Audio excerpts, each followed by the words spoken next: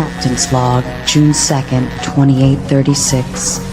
After 27 years of war between the Degen Coomers and the Sainthood Slayers, a new hope arises. As the battlefield lay weaponized, locked and loaded for destruction, negotiations for a peace treaty are in transition. The moderator has arrived at Station 42. Can this war be ended? Will the Coomers and Slayers find a middle ground? Abort mission. I repeat, abort mission. Negotiation failure. Abort mission.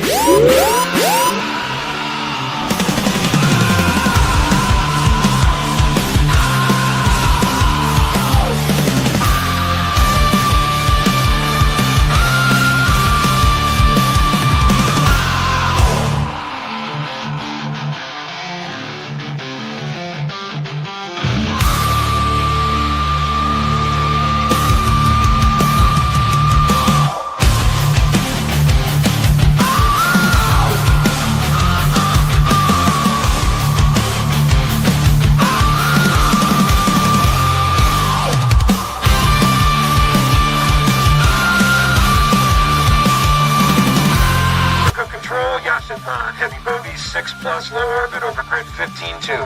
No joy, Yashiman. Then go to your window and look up their biggest fracking asteroid. Copy, Yashiman. Still blind. Got some kind of system-wide crash in the defense grid. Go on track yourself right goddamn now, because we got Boku inbound, and they're not carrying flow. Wait one, Yashiman. You don't have one.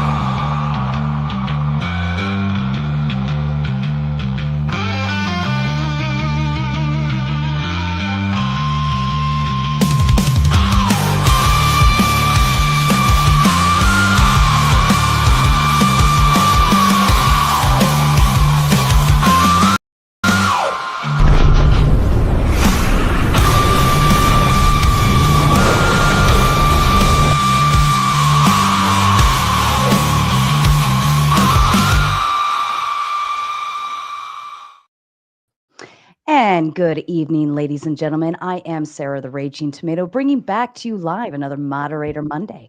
This evening, I have Alex from Wi-Fi Gospel, Jeff K, Mark Reed, and Corinth bringing to you the topic of Is God Real? We're going to go ahead and kick off with you, Wi-Fi Gospel, with the affirmative position and your opening statement, please. Awesome. Thank you, Sarah, for putting this together. Thank you, Corinth and Mark, for being here. Jeff, for being my partner. Appreciate you guys. Basically, we rely on reason, logical inference, deduction, and meaningful discourse to explore reality. But why is reason trustworthy in the first place? Some argue that reason is simply a product of human autonomy, an accidental byproduct of a purposeless universe. Yet, if reason arises from mere accident, there is no ultimate basis for its validity. Instead, we must acknowledge that reason requires an unshakable foundation. This leads us to a choice. Either everything is accidental, unplanned, and chaotic, or there is a purposeful creator who designed and sustains the rational order we experience. If you choose the accidental option, the possibility of knowledge collapses. Meaningful statements and logical inferences cannot be grounded in a random, purposeless universe. Yet, the very act of making an argument, defending or rejecting God's existence, already assumes that knowledge is possible and reason is reliable. This undercuts the accidentalist view, because they rely on the intelligibility of reality to argue against the worldview that makes reality intelligible in the first place. Thus, by the impossibility of the contrary, only a purposeful framework, revelatory theism, can justify knowledge. Why revelatory theism? Because the God in question must communicate truth and ground reason, not merely exist in the abstract. If our rational faculties are to be valid, we need a God who designed them and reveals himself in a consistent, intelligible way. A purely material or accidental process can never truly vouch for the certainty of reason. It simply lacks the resources to do so. It is not that we must prove God using autonomous human standards. That would treat human reason as though it existed independently of God. In reality, God is prior to all proof. God's existence provides the very preconditions for rational discourse. As has been said, there is no purely rational case for God. There is only a theistic account of rationality itself. Arguments do not stand above God to measure his reality. Rather, God's revelation makes arguments possible at all. In short, if we assume a world of pure accident, our statements, this debate included, become nonsensical. We can't ground reason, logic, or any form of valid knowledge. But the moment we use reason, we affirm a framework in which reason makes sense, a purposeful world created and sustained by God. This is why I maintain that God is real, by the impossibility of the contrary, and by the necessity of a rational foundation. The only coherent grounding for reason and knowledge lies in a revelatory, theistic God. And that's my time. Thank you. Thank you, Alex. Jeff, to you. This might sound like a copy and paste, just a little different. I think all transcendental categories that underlie any possible act of perception need a specific type of metaphysic, a specific type of world, and a specific type of logic, epistemology, reasoning, ethics, and a specific structure to the world. So it's not like we can just stick any god in the tag argument. We can't just say it's Mickey Mouse or something like that. It's not just an abstract concept or some mental deity. It's an entire paradigm, entire worldview that is structured on how man is made in the image of God. So he has the ability to reason, the ability to use logic, and he also has the image bearer status to make ought claims for morality, and how he has ability for knowledge to do science. The only way that these are coherent and make sense is in the Christian paradigm. And I'll just end it there. Thank you, Jeff. Mark, to you.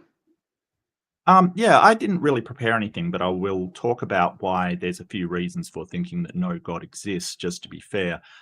It seems to me, and Karl Popper did a lot of work on this unfalsifiability criteria. So really, when we look at things that we want to prove are true, we look at how do we falsify them. We try to prove them false, and then not being able to do so, we consider them true. For instance, if I say there's an imaginary, a ephemeral, and there's an invisible and intangible genie in my room, and you have no way to disprove that, you cannot actually show that it is true.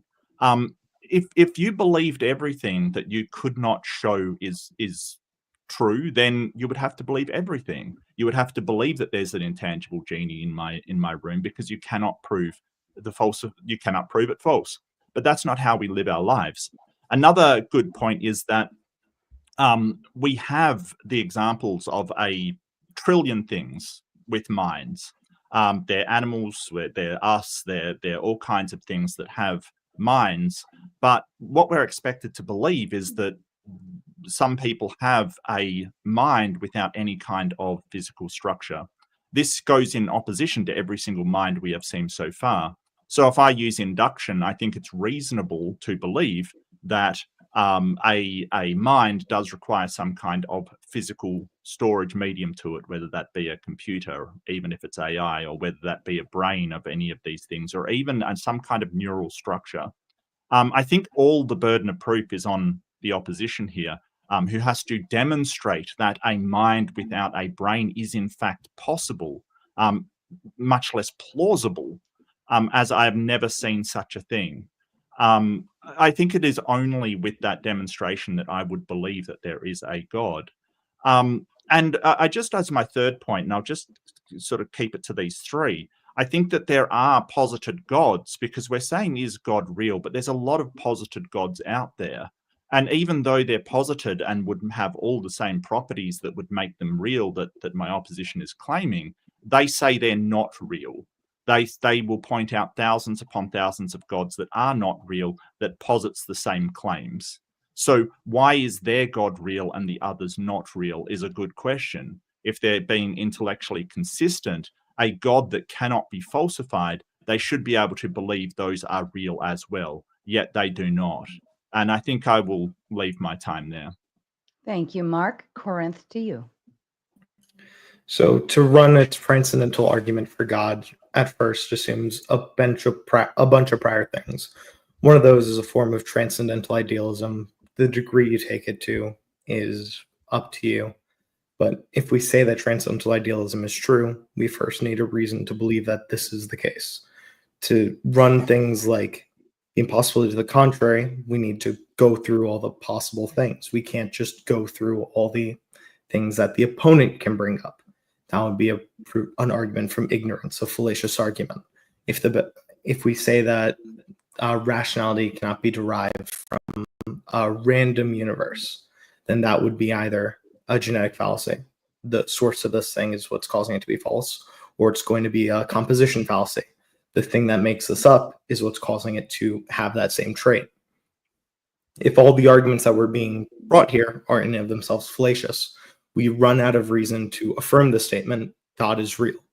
Now, I agree with Mark. There are different ways we can define gods that would affect these statements. I can define God as my thumb right here. And that would mean, well, God's real. Look, my thumb's here. I think we should adopt both Jeff and Alex's idea of God for this to be the case. And that idea is this purposeful, mindful creator of the Christian framework. If we stick on this, if we show this, we can actually see, is this actually true or not? I think I'll save the rest for going into open dialogue. Wonderful. Thank you, gentlemen. And as a kind reminder to the audience, we will do about a 2-hour debate, go into reading and responding to super chats. Then we will go into open panel dumpster fire. Outside of that, gentlemen, the floor is open to you. I think we finished. So yeah, go. I was just going to ask Corinth what he means by transcendental idealism. Transcendental idealism is the broad framework that allows for transcendental arguments to succeed, saying that some of these things are in and of themselves real. We go past pure physicalism. There are things that exist beyond that. We can't directly access that real world. We have the noumena phenomena distinction to some degree. Because what I understood transcendental idealism to be was that we can only believe things that are inside of our head. No, that's Right. No, that's idealism. That's pure idealism. Okay. I just wanted to clear that up. Transcendentalism is basically saying that there are properties of the universe that transcend physical or some kind of limitation to them. So you're talking, when you sort of say transcendental, you're sort of saying, hey, morality is transcendental of human experience. And when you're talking about whether the knowledge and reason, that's transcendental of human experience or human cognition. I kind of feel sorry to sort of bring this point up, but I kind of feel it weird that you're sort of talking about either there is a, as you sort of said, a designer or some sort of God, or it's accidental. I don't think anybody would say that the universe operates in an accidental way. It's largely deterministic, which means that there is causal relations coming from one thing to another. In fact, that's how I would define whether something is real, whether there is a causal relationship between it and something else that we know to be real. It's sort of a relative thing. So why would you say that the universe is accidental? Well, I would first cause. I'm sorry? You said it's determined. Does it have a first cause? I don't know. You don't know. No. So that's what we're saying here is it seems like a coward's way out of saying, I'm not sure how the universe started. I just know it's not random. But what would be the Big Bang other than a random smashing of molecules? I didn't say that. I didn't say that I know it's not random. I'm saying I'm pushing back on your claim that it is either a God or it is random. That was the two. That is a false dichotomy, because I can give another explanation that it is determined by prior physics. So I sort of push back on your claim. I'm not saying that I know that for a fact. Okay, Well, so you go ahead. Go ahead, Jeff. I was going to say determinism in itself creates a whole boatload of problems, but I wouldn't say that determinism is free from accidentalism. Well, it's not free from it, but it's not pure accident, is it? No, but it falls in the same category. It's not created by a personal being with intention. Yes. So another way you can look at the dichotomy is theonomous epistemology and autonomous epistemology. If you don't like the accidentalism. Okay. So, but the problem is that you've sort of said, well, it can't, so autonomous doesn't necessarily mean accidental, correct? Sure. That's why I said you could use Yes. those two So if you don't like you the have example. done a false dichotomy. You've done either a god or completely by accident, and then you've overruled saying you it's tell me- impossible. Well, hang on a second. You've given the impossibility of this. Dichotomy, but you're Sorry? gonna have to. Let Before Mark you- finish that way. Okay. That way. So we a can- No, it's- dichotomy is. Would you like me to explain? A dichotomy is I basically. know what a into- dichotomy is. I'm Okay. just saying before you. I don't want you to diatribe too long here. Before you say it's a false dichotomy, what's the other dichotomy? What other possibility What's could the other option? Yeah, That what's it's deterministic. Between God and accidental, determinism is not a accident and it's not a God. Okay, What do you mean it's not by accident? Did something start it purposefully?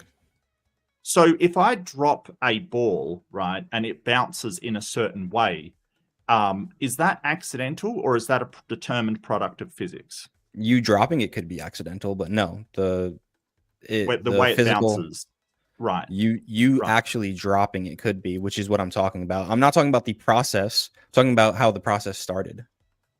Okay, but I don't know how the process started, and you've claimed that it's got to be either God So- or accidental, and I've said that it is completely possible for it to be a determined process, a deterministic process. Theistically, What do you mean? I'm theistically? not a determinist, but there are, like, I'm pretty sure Muslims are determinists, or say Calvinists. There's so theistically on determinism, it started purposefully with intent. Without a God, atheistically or agnostically, I would say determinism is started accidentally. There is no purpose and intent behind the creation.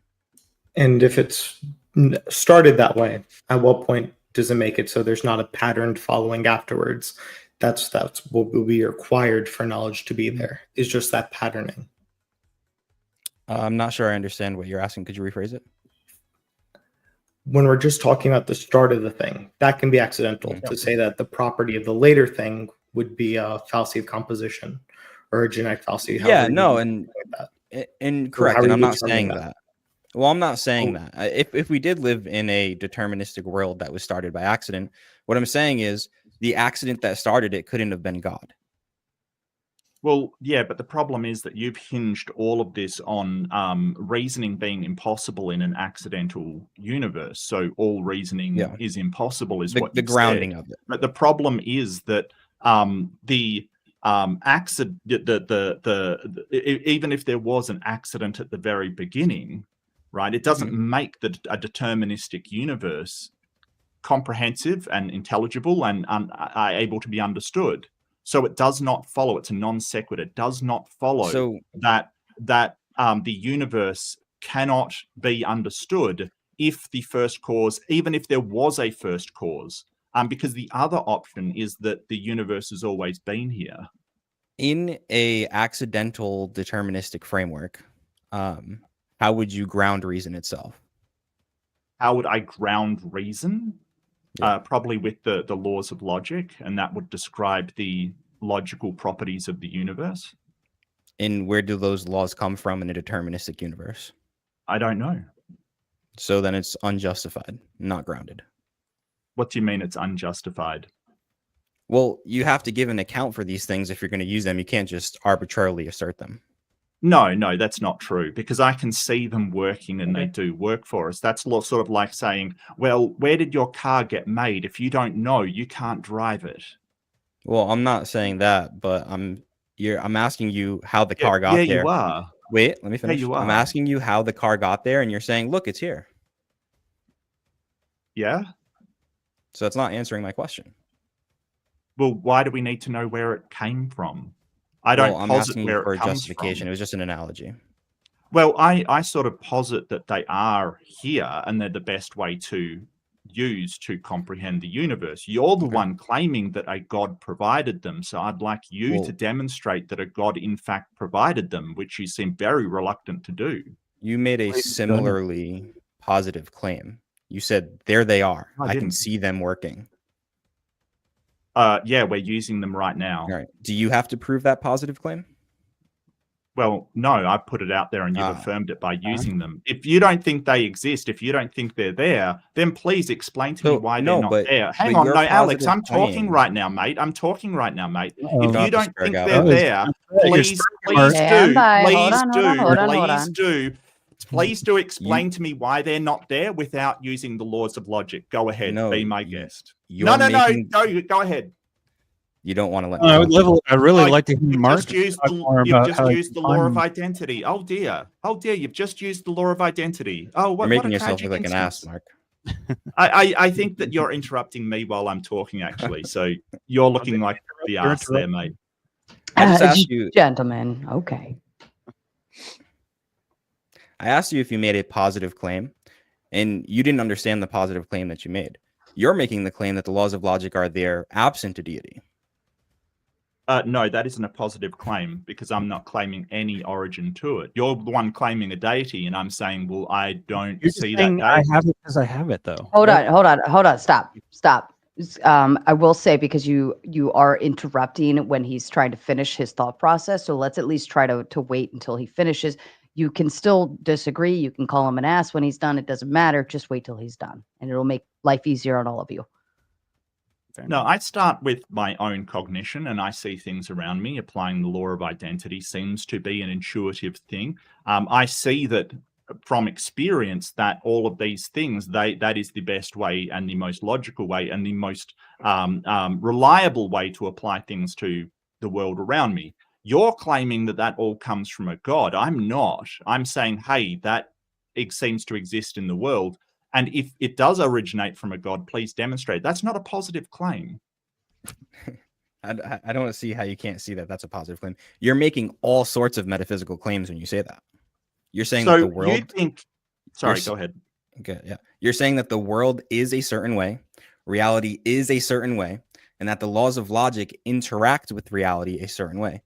Laws of logic usually mean a universal. That's why we call them laws. Now you're saying I see instances of something working, but you're applying it universally to everything.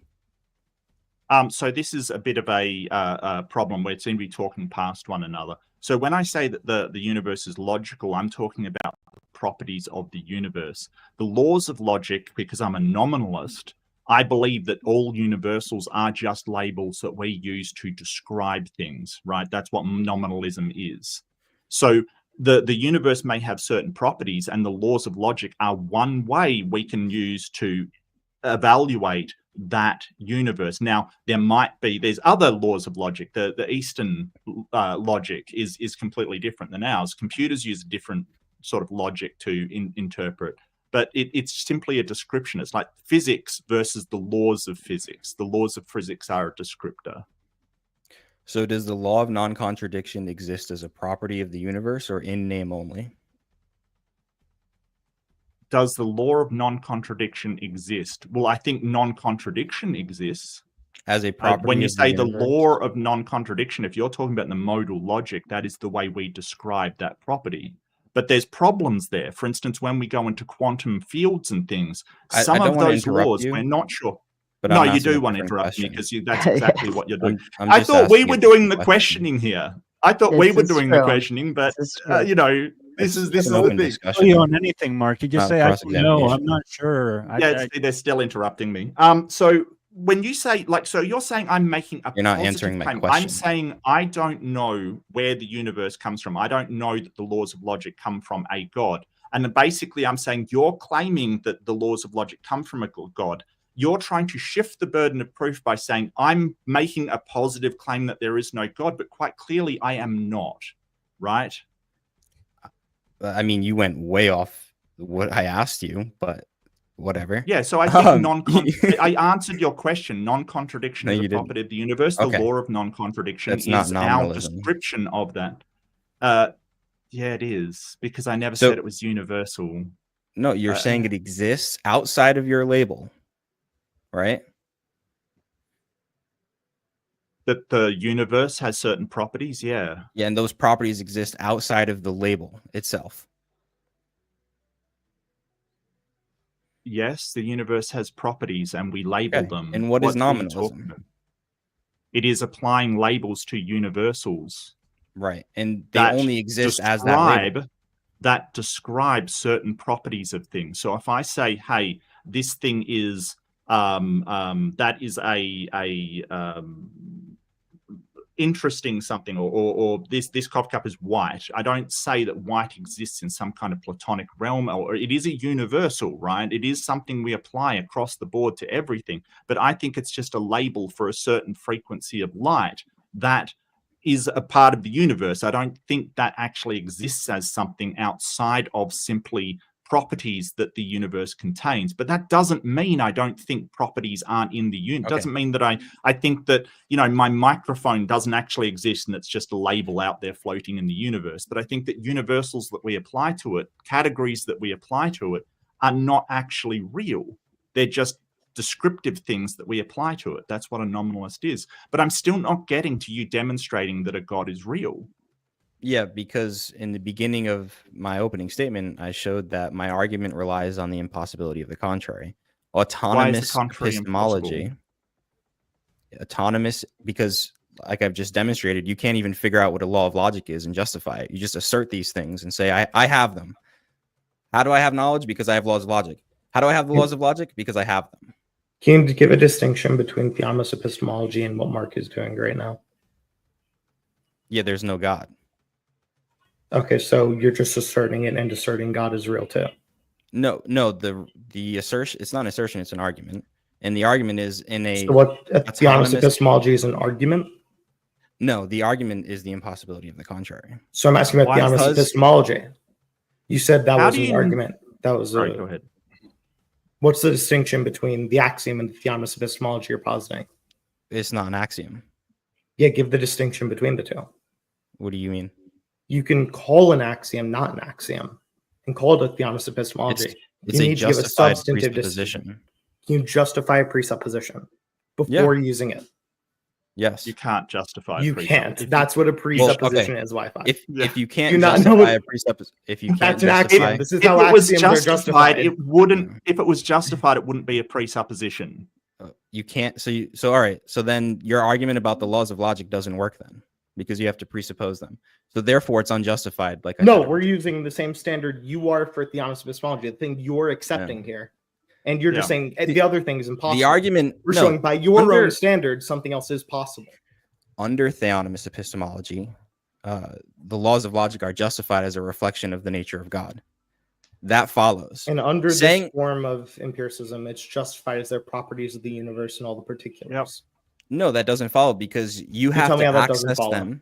You have to access them as a fallible human being. Why do I have to access them for them to exist? Oh, well, to know that they exist. Don't you have to access them as a fallible human being as well?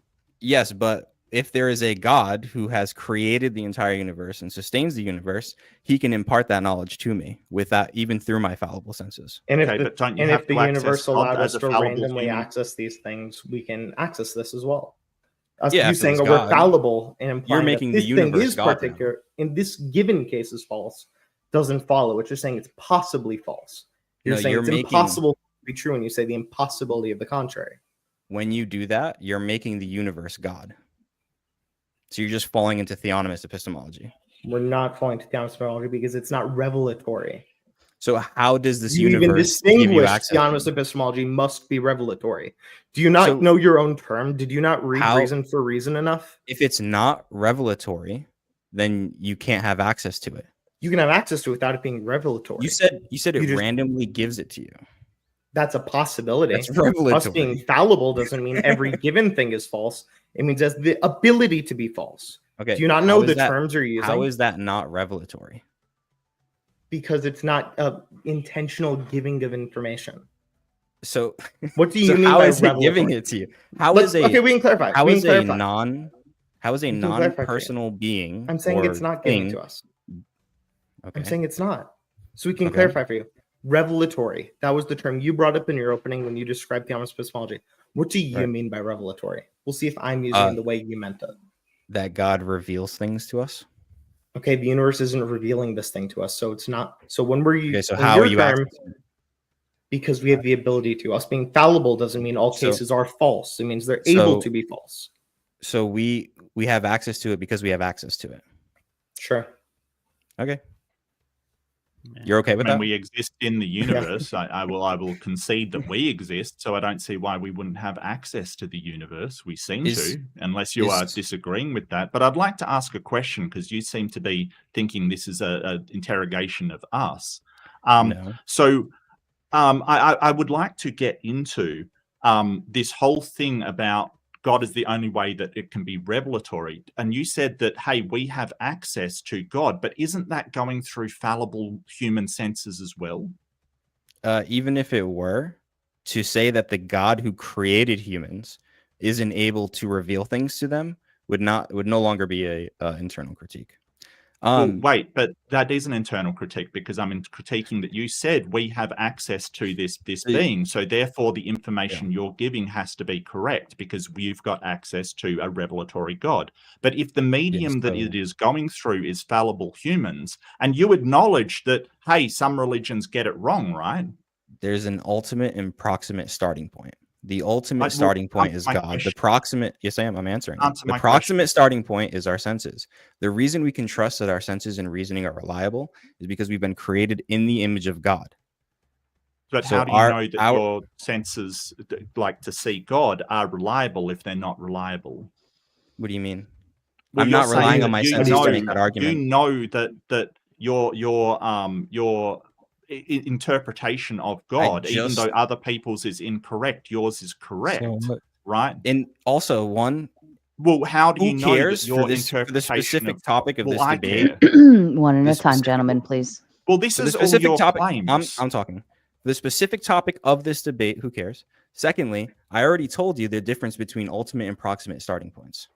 You seem to have run away now because I'm asking you if you have to get this revelation through your fallible humanity, how can you be sure that your revelation of God is in fact correct? One claim, for example, the claim that God exists doesn't have to be through human fallible senses. It's from spirit to spirit. Two, if you have, what was the second part of your question? Sorry. How do you know spirits exist? Oh my God. It's an internal critique. Do you know what that is? No, you're begging. Do you know what an internal critique is? You just asked the Christian, how do you know spirits exist? Yes. On an internal, it makes zero sense.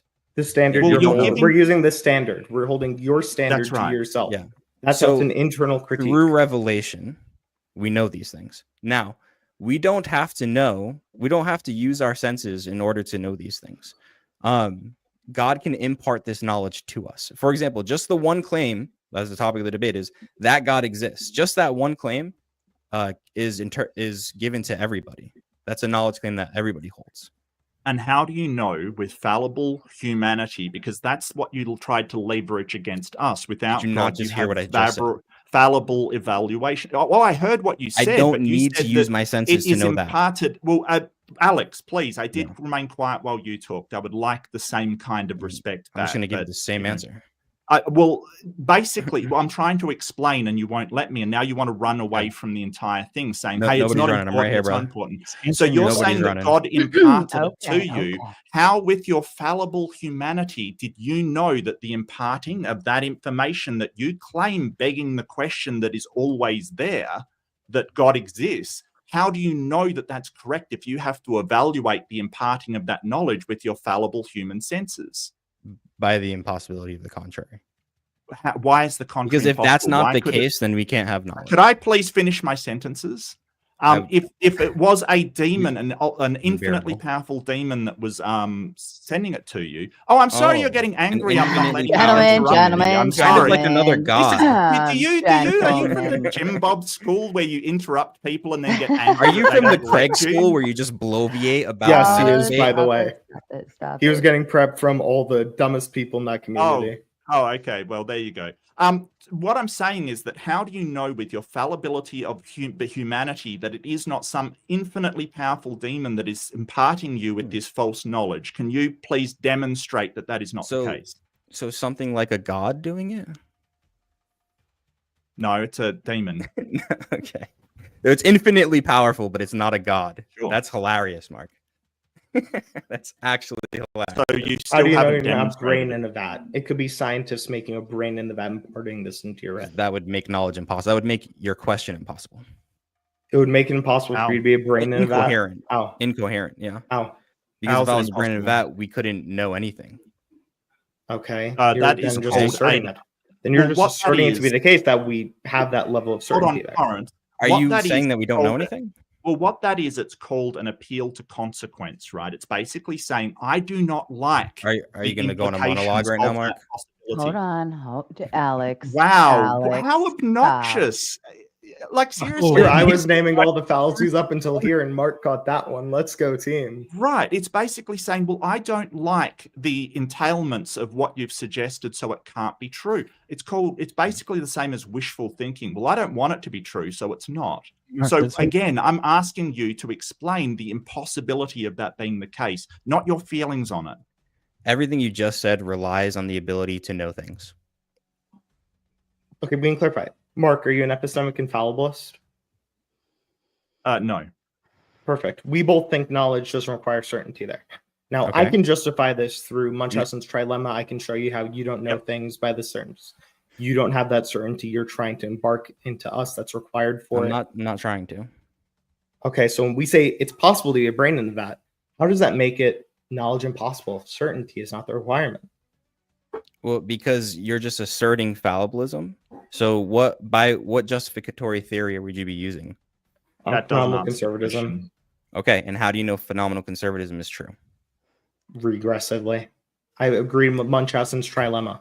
All things are I going to agree with either devolve Munchausen's. into an infinite regress, a circular argument, which is what you were using, by the way, when you're Yep. positing God justifies God, or Mhm. it's going to devolve into an axiomatic starting point, like you were trying to do with Theonomous epistemology. Now, you can try and call a rose some other name, it's still going to be an axiom. So you just admitted then that your epistemic foundation is unjustified. I'm saying that there's the ability to be wrong in it because we can be a Wait, brain in the vat. I don't but have the ability saying- to discern with certainty we're not a brain in the vat. You also aren't. You would be getting an honorary PhD if you could. We can go and call every single institution. Alex at Wi-Fi Gospel just solved the largest epistemic issues of all time. Did Well, I just you want or to did you quickly not? add something to that. I just wanted to add something to that, but that brings me into my introduction where I talked about Popper's unfalsifiability. If something is unfalsifiable, like a brain in a vat, it's not even worth considering as a hypothesis because it isn't able to be tested in any way, and that's the whole point. Anyway, did you I didn't catch what you said about your epistemic foundation. Did you agree that it was unjustified or did you provide a justification for it? Did you not hear me say I agree with Munchausen Tremla that they're all going to Yeah, which would say that everything? everything's unjustified. Yeah, so can you show me your Okay. case, how you're not on. devolving into that, Alex? If everything's unjustified, That's not unjustified. I don't think that's unjustified. I think you Can have you explain? justifications that aren't certain. no, I no. think saying the sky is blue when I asked could you- be a brain in the vat is still a justified statement there. I asked you a second order question about how you know phenomenal conservatism is true. Well, I'm not getting any answers to my questions, like how you can demonstrate you're not a brain in a vat. Like, I haven't heard an Yeah. answer to that. Again- All I've heard is more questions. So this is what I've noticed. And sort of we go down these questions, and instead of actually answering them, you ask more questions. And I'm wondering why you're afraid to answer any questions. I really like I- that Yelp review. Sorry. Really nice. That was a very nice Yelp review. You're doing really well, Alex. It was a really great Yelp review. Yeah, so We're not getting any of ours. Can you please demonstrate that you're not a brain in a vat because Yeah, you are can I- making the Is that- 100% absolute And- certain claim that you're not? Are you Go for it. interrupting me as I talk? Okay. Yeah, so Mark keeps trying to demonstrate this to you. Wi-Fi just said everything that you're presupposing grants knowledge already, grants logic already, grants thinking, grants words having meaning, all of this. How do you justify it absent something being objectively there? That's the question. Now we're saying we believe that it's this God. And you're like, demonstrate it. Demonstrate that you even have thought in your brain, or you even have a brain. That's my entire point. Yeah, so basically solipsism is your Yeah. entire point. No, because solipsists believe there's nothing outside of them, and I do, because I have a lot of evidence The for entailment. me having a brain and having thoughts, because I can actually experience those thoughts directly. That is very good evidence. But I would like, sort of you to demonstrate that So- you're not a brain in a vat, because you've Yeah, claimed very absolute easily. knowledge of this. Okay, go for it. All right, we have knowledge.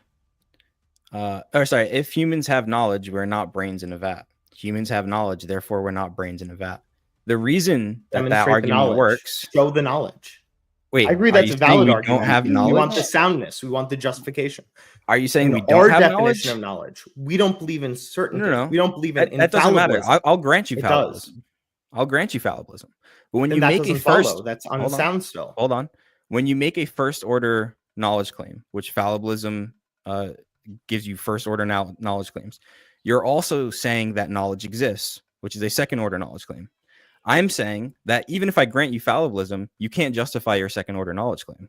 You can justify it using the principles we lay out, such as phenomenal conservatism. You can Right, say, and well, then we when I have the ask seeming you- without good reason to not disagree with that seeming. To have that justification, it can be true, and it's a belief. It's going to mean There's 3 common criteria used. We can use some plus to get around Gettier cases if you really want to get anal with this. right, and I want to stay away from that. We can go down that route because it gets obviously very philosophical. You But- wanted to go there. You asked for No, it. Why do you no, want to no, go I'm away from it saying- now? We can go there, but what I'm saying Let's is, go there. You brought us here. oh my You were gosh. in the car. You Can were I driving finish us my around. question, please? Is it I'm going to be asking- unrelated? Is it going to have an answer to our prior questions, or are you dodging Are you again? done? Because this is all an Are you answer to my done? question of what's the justification that we have knowledge to a certain degree that would be required for his proof to be true. You done now? If you answer the question I asked you instead of dodging again, yes. No, you said to demonstrate the knowledge.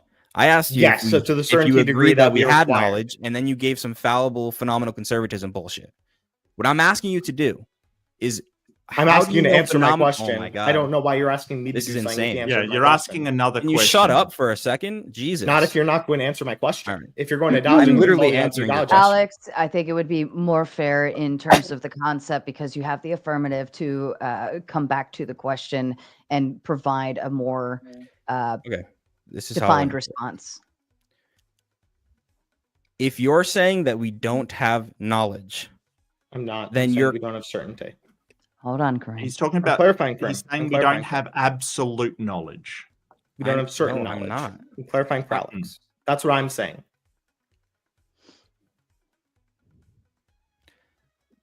Can you ask the original question? Because you spent 5 minutes talking. and Okay, I so don't you even made know the original argument. question anymore. If humans have knowledge, we are not brains in a vat. Humans Right. have knowledge, therefore humans are not brains in a vat. Now, you now said that it doesn't require certainty for humans to have knowledge. You're granting that. So can you justify how premise 1 follows that us having knowledge means we're not brains in a vat, given certainty is not a requirement, or do you require the certainty?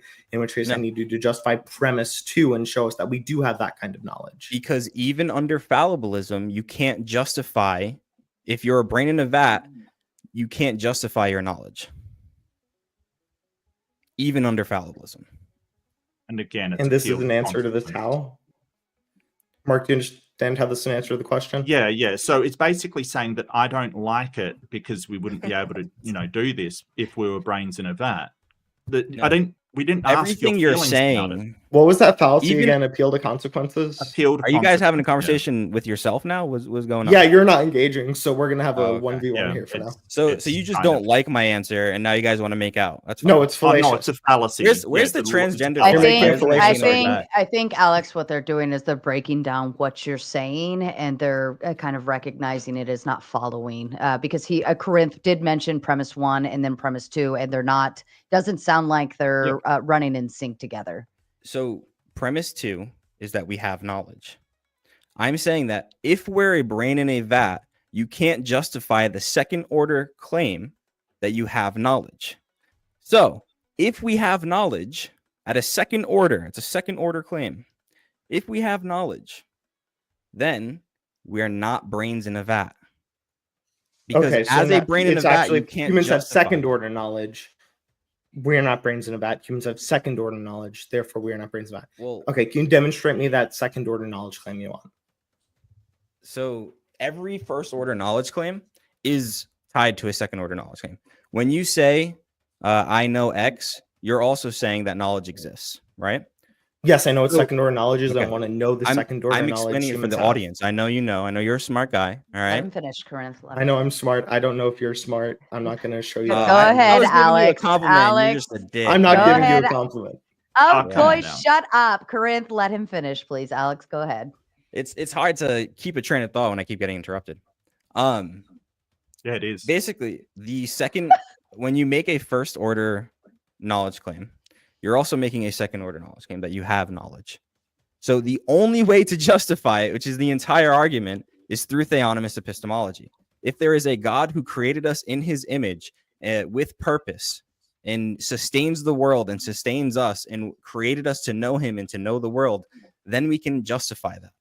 Under an autonomous epistemology, whether you're a brain in a vat, whether you have an infinitely powerful demon, although that's probably theistic, you can't justify this second order knowledge claim. Can you tell me why Oh, the you second can. order knowledge claim can't be justified under the justificatory theory I posited?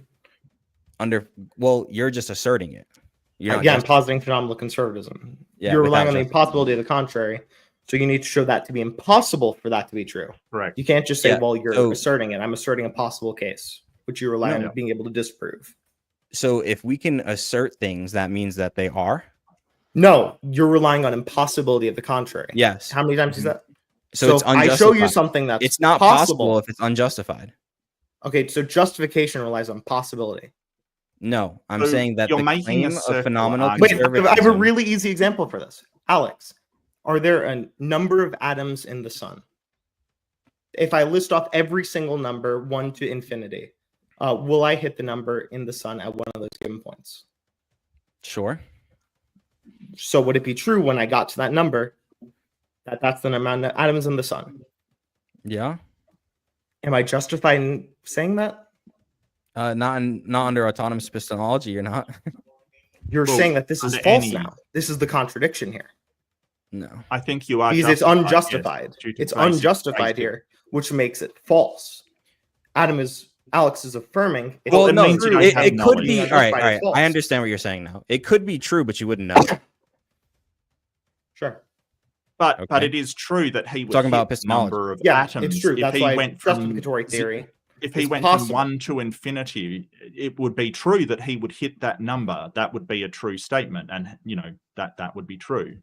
And we have knowledge, even sort of due to basic reasoning, we have knowledge that it is justified that if he went through every number from 0 to infinity, he would hit the number of atoms in the sun, because that is a real number and an integer, and so we would hit it eventually, correct? Well, you just missed the entire point of what Corinth was saying. Corinth was saying that it would be unjustified because he's just randomly going through numbers. Yeah, I'm saying it's unjustified, but you're saying it's impossible because it's unjustified. Impossible means false. You both I'm affirmed saying- it's true that that's a number, and it's impossible if that's a number because it's No, I'm saying that your Contradiction. claim. Well, no, I'm not. I'm not saying it's. I'm saying it's impossible to know it if it's unjustified. okay. And that's just You're saying you're not justified saying theory. knowledge. You agreed that it You wouldn't be didn't knowledge. say You it, said so it's just to be clear. This is off the topic that all the other views are impossible, and onto impossible to know them to be true. Is Well, that if where you we're at? don't know them to be true? How? Because you just pivoted to it. It's possible for something to be true and not to be known. Given the example of the amount of atoms in the sun, it can be unjustified and true. That means it's not knowledge, yet it's true. Something being unknown doesn't make it No. false. You can't say it's Which true. part if of that it's do you not disagree? knowledge. Which part of that do you disagree with?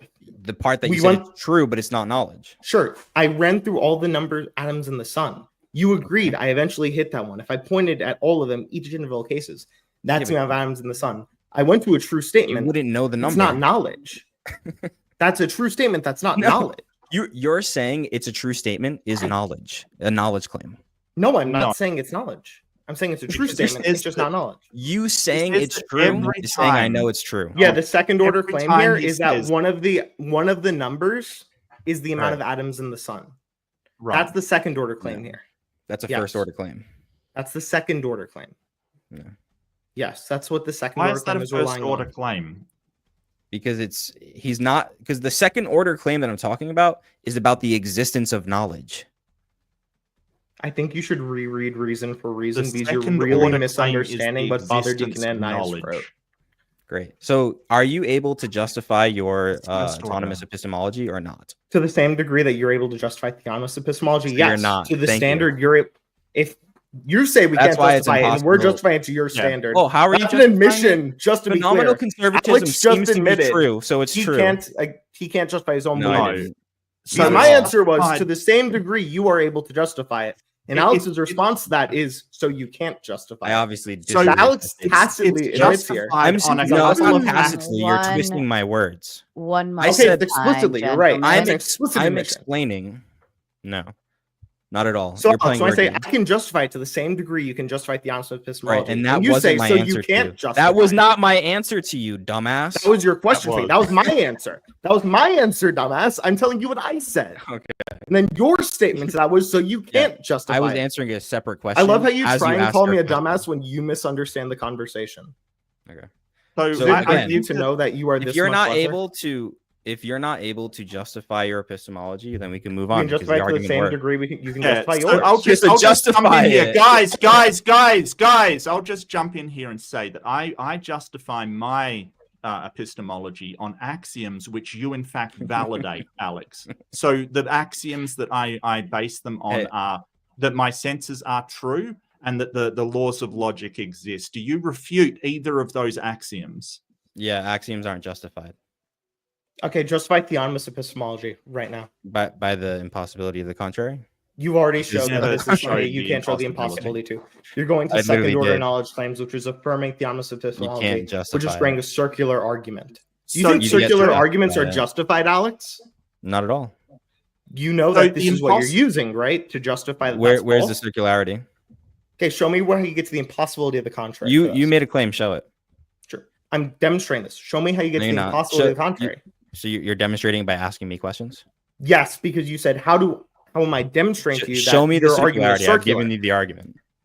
Okay, your argument So is just the just impossibility say of the I contrary. That's just say- axiomatic in that case. That's Is just it- is affirming it po- axioms. Well, Corinth, No, just a it's second. not. Is it possible that all of these things, like intelligibility, morality, all of these things are made up of sort of energy fields that we can't detect, can't see, but are infinitely powerful to be able to provide those to us?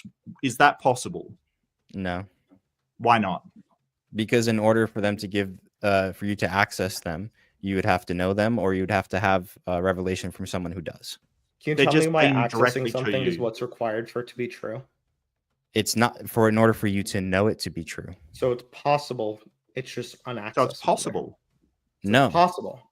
no. Why is it not if you possible? can't know it to be true, If it's you're not possible. affirming, it's impossible if you can't access it. And your only thing is you can't access No, it there. You're You're not affirming It's it's unjustified. impossible. It's not possible. We've already went through this. That's Why- not showing this why- is impossible. That's showing that's it's not showing unjustified, which is a impossible. second order Right. claim. The Right. first order claim is what we're asking you, Alex. Is it possible first orderly? Is this thing able to No, be the case? because when you make the Then first you're order pivoting to claim, second as we order already claim. agreed, shut up. Let me answer. When Are you you gonna make answer the this time? first, when you make the first order knowledge claim, you're also doesn't answer making my the question, by second the way. order knowledge claim. You said it's only first order. I'm showing you that it's Hey. also second order. It's Wait, not you second order. The wanted way to we're at, the separate question we're first asking you is and the second first before. order claim. Your claim is second order knowledge. And I need to. You don't read it. understand I what need to first go order and back to it. second order knowledge is. Okay. Second order knowledge is when you're affirming the first order claim this is true. You No. can say that I- it's not able. You have no access to knowing When- if it's true or when you not. say Which I knowledge agree. exists- You don't know many things. When you But say we're knowledge, asking you about the exists, is that a first second order claim knowledge here. claim? That Your claim ignorant- is second order. You don't understand the When you terms say you're that using. knowledge exists, is that a second order knowledge claim? Yeah, that's a second order knowledge claim. Okay. When you Still affirm it, haven't heard the why affirmation of the, it is. um, Let's asking the about trans- the first order aspect. When you Alex. say I know X, does that mean you're saying knowledge exists? I still haven't heard think why that's the transcendent energy field is impossible. You still haven't showed that. You're basically saying, Because hey, it's not then it's revelatory. knowledge. Sure it is. It gets not- beamed directly to you. Okay, so it's God. So, No, it's not an agent. It's got an agent. it's not a mind. which Okay. is what you two used as a definition. It's So intentional why in is that it case. impossible, Alex? Why aren't you answering this? Why is it impossible? So- You said the so impossible. how does It's the something contrary? without knowledge give you knowledge? Tell me that. It just simply has the knowledge contained in it, but no mind. Okay, gotcha. So God. Yeah, This so is an how is it argument for- this is- impossible? One This second, is it. Alex This is is it. You anonymous. know This why? falls You know under why it's anonymous if it's impossible to the knowledge. contrary. This is the reason why Alex says it's impossible No, to the contrary. And this- it's a big circular argument. He'll say God is the only Just appeal thing to that the can audience. provide Mark. it. That's cool. Everything else that could provide it is impossible because it's God. Is that correct? That's how you know when you're down bad, when you appeal to the audience. Yeah, keep telling yourself. Just to that, be buddy. clear, also, since you point out the last fallacy, let me point out one. Alex just tried sure. to do an argument from ignorance there.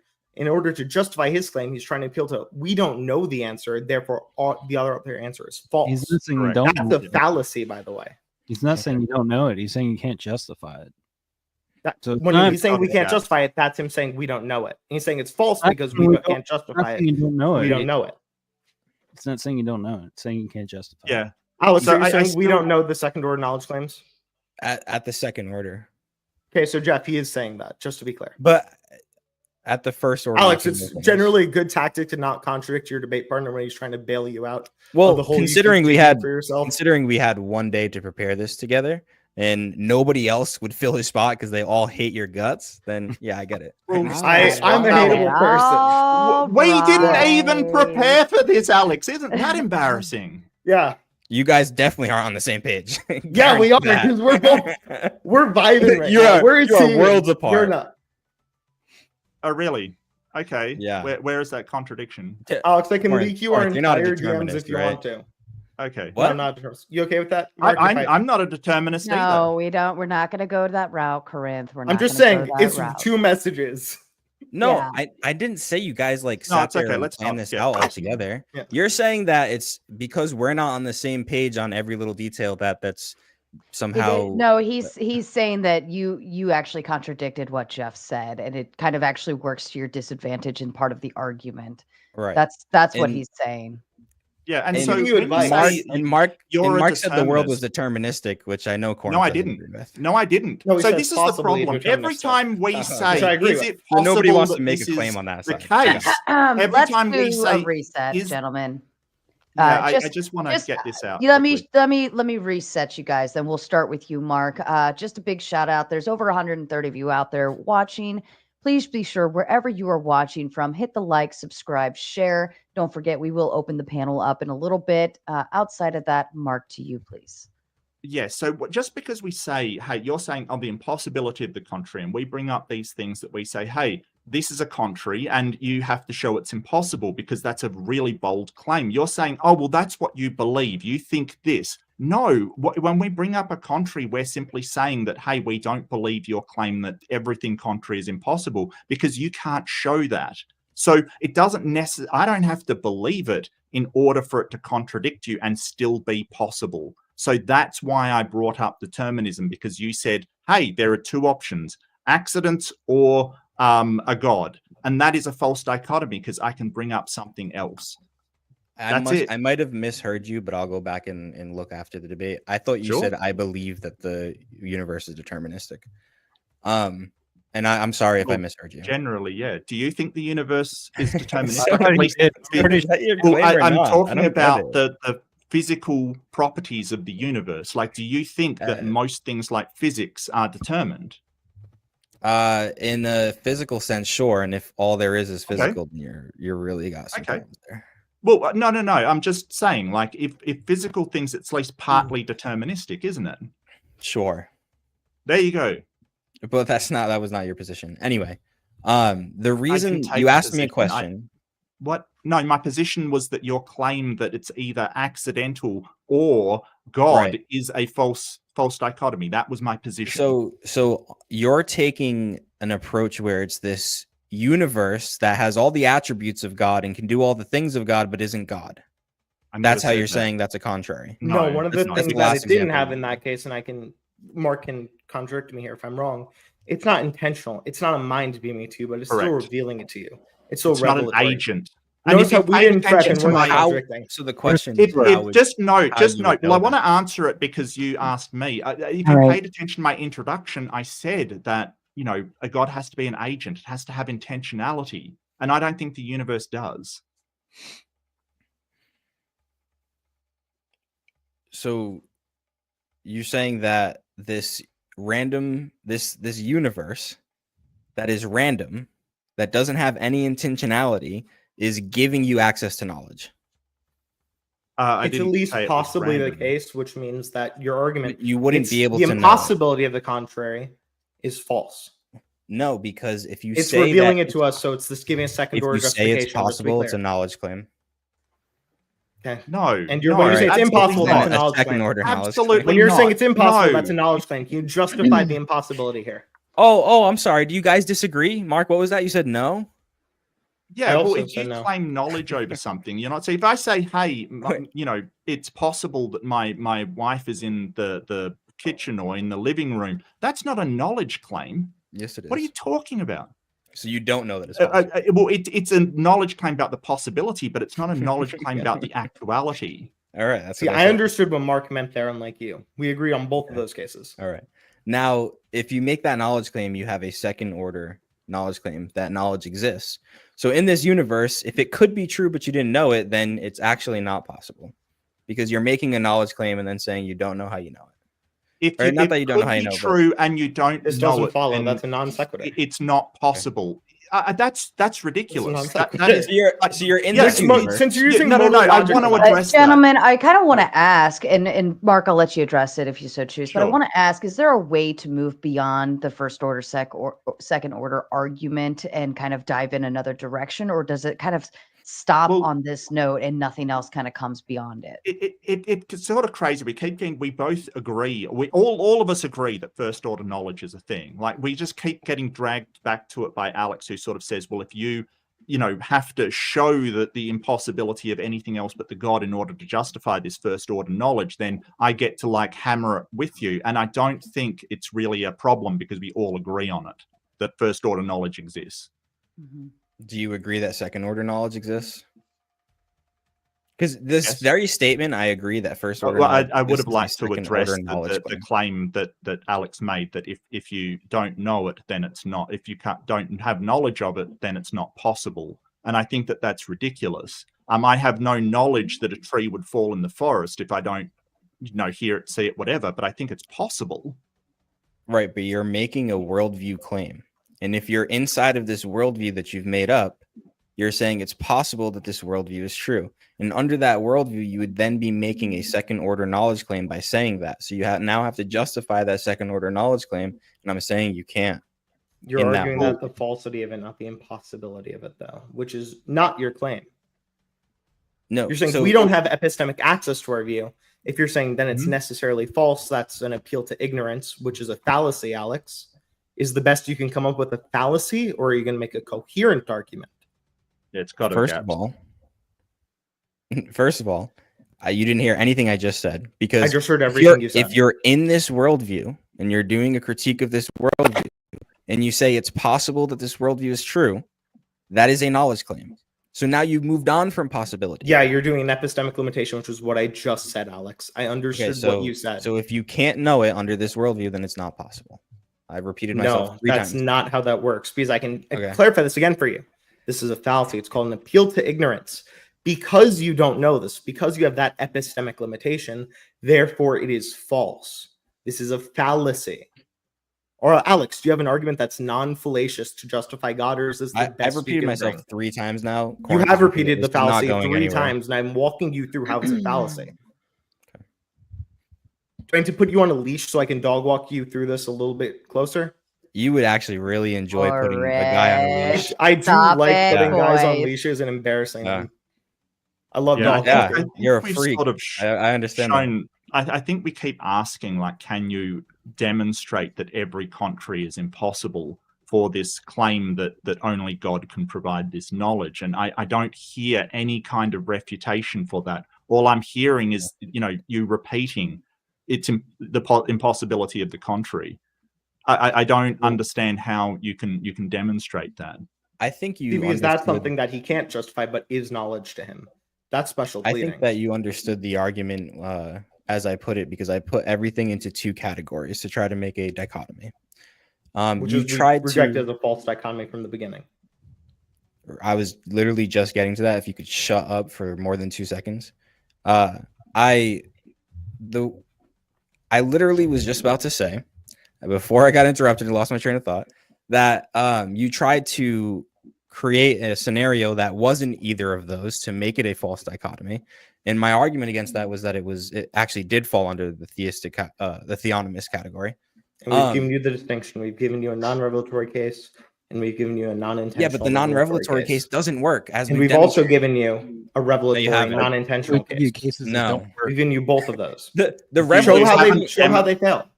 Give us I how they literally fail. we just had this conversation for. You've showed 30, how we 40 have minutes of wild epistemic knowledge. limitations in them. We can have that second You're order just not epistemic getting it. limitation of it.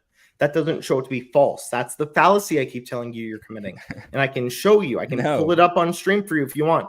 What an I- argument and from ignorance is, Alex. The secret that he's not saying is that he has the same epistemic limitations, because any going Not in through the Christian any worldview. fallible human at least gives some chance of fallibility, even if that is to a god. You It's still not even have the to go argument. through that fallible gate.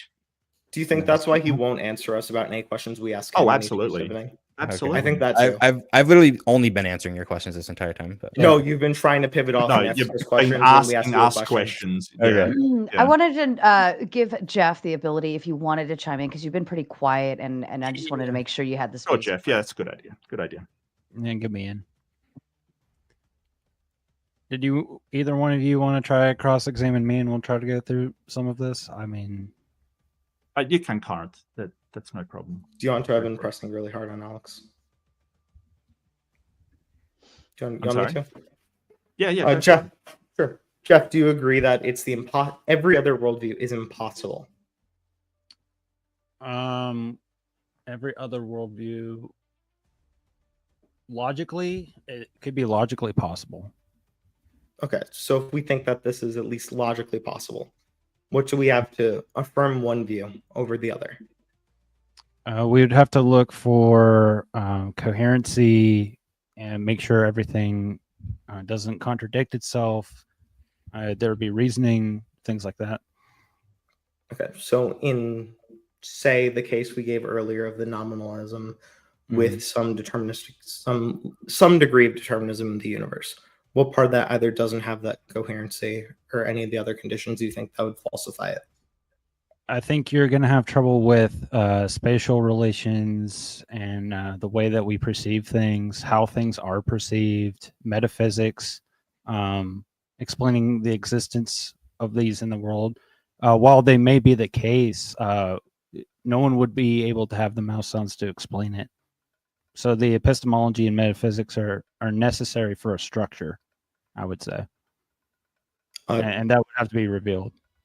For the case of when this is the property of all the particulars here, they abide by their themselves.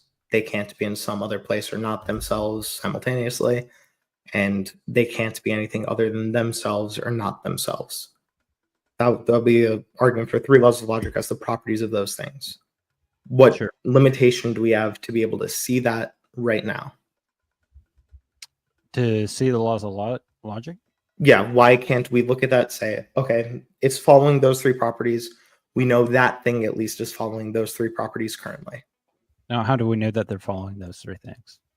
Observation, empiricism.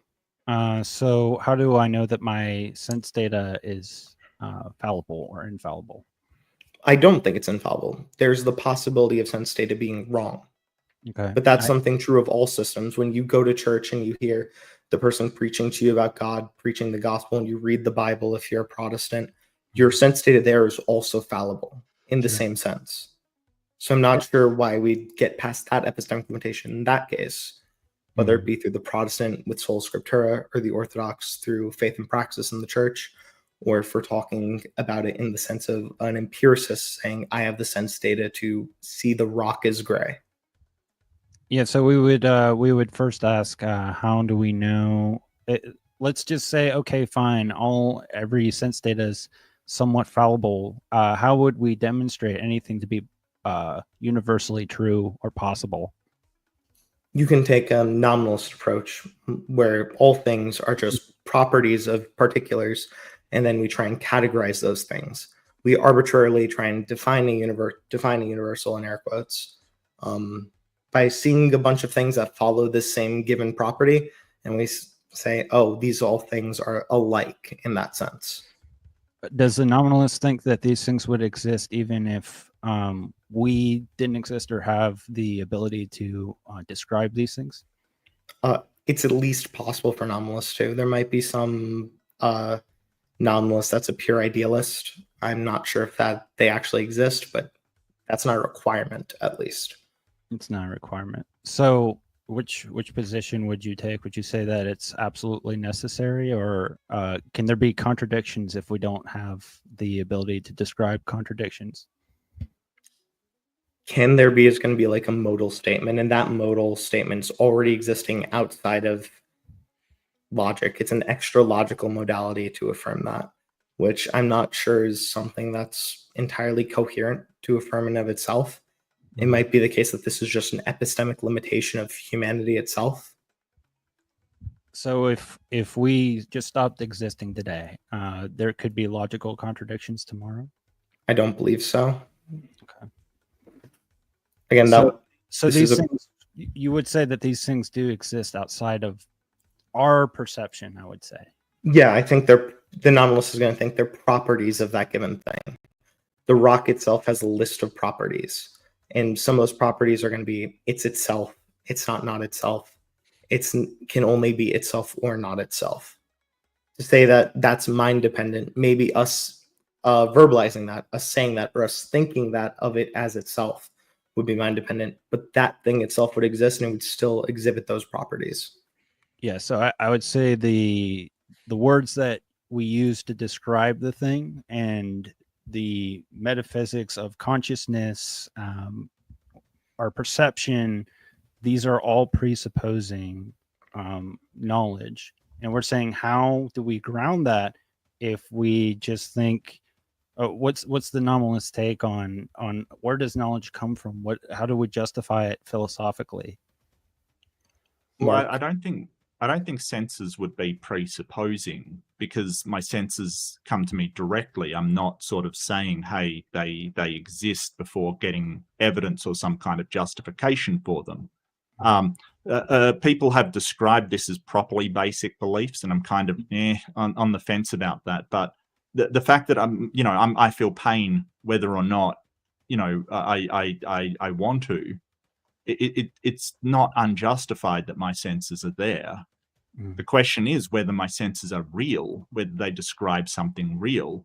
But I don't get, if I sort of believe that my senses are real and you affirm that, you say, hey, yeah, our senses are real, I don't then get why we would go back and treading, oh, well, are the senses real? I don't get why that would be the case.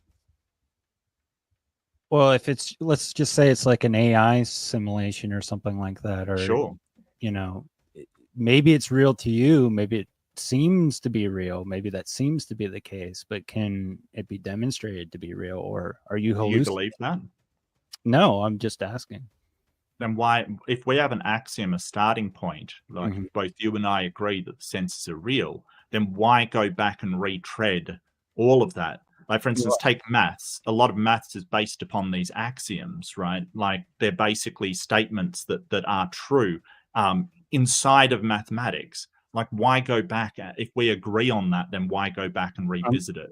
I'm not sure we have yet, because I'm not sure I've heard a justification for it. Like you said, my senses. I think it's real, but how do you know you're not just like a simulation?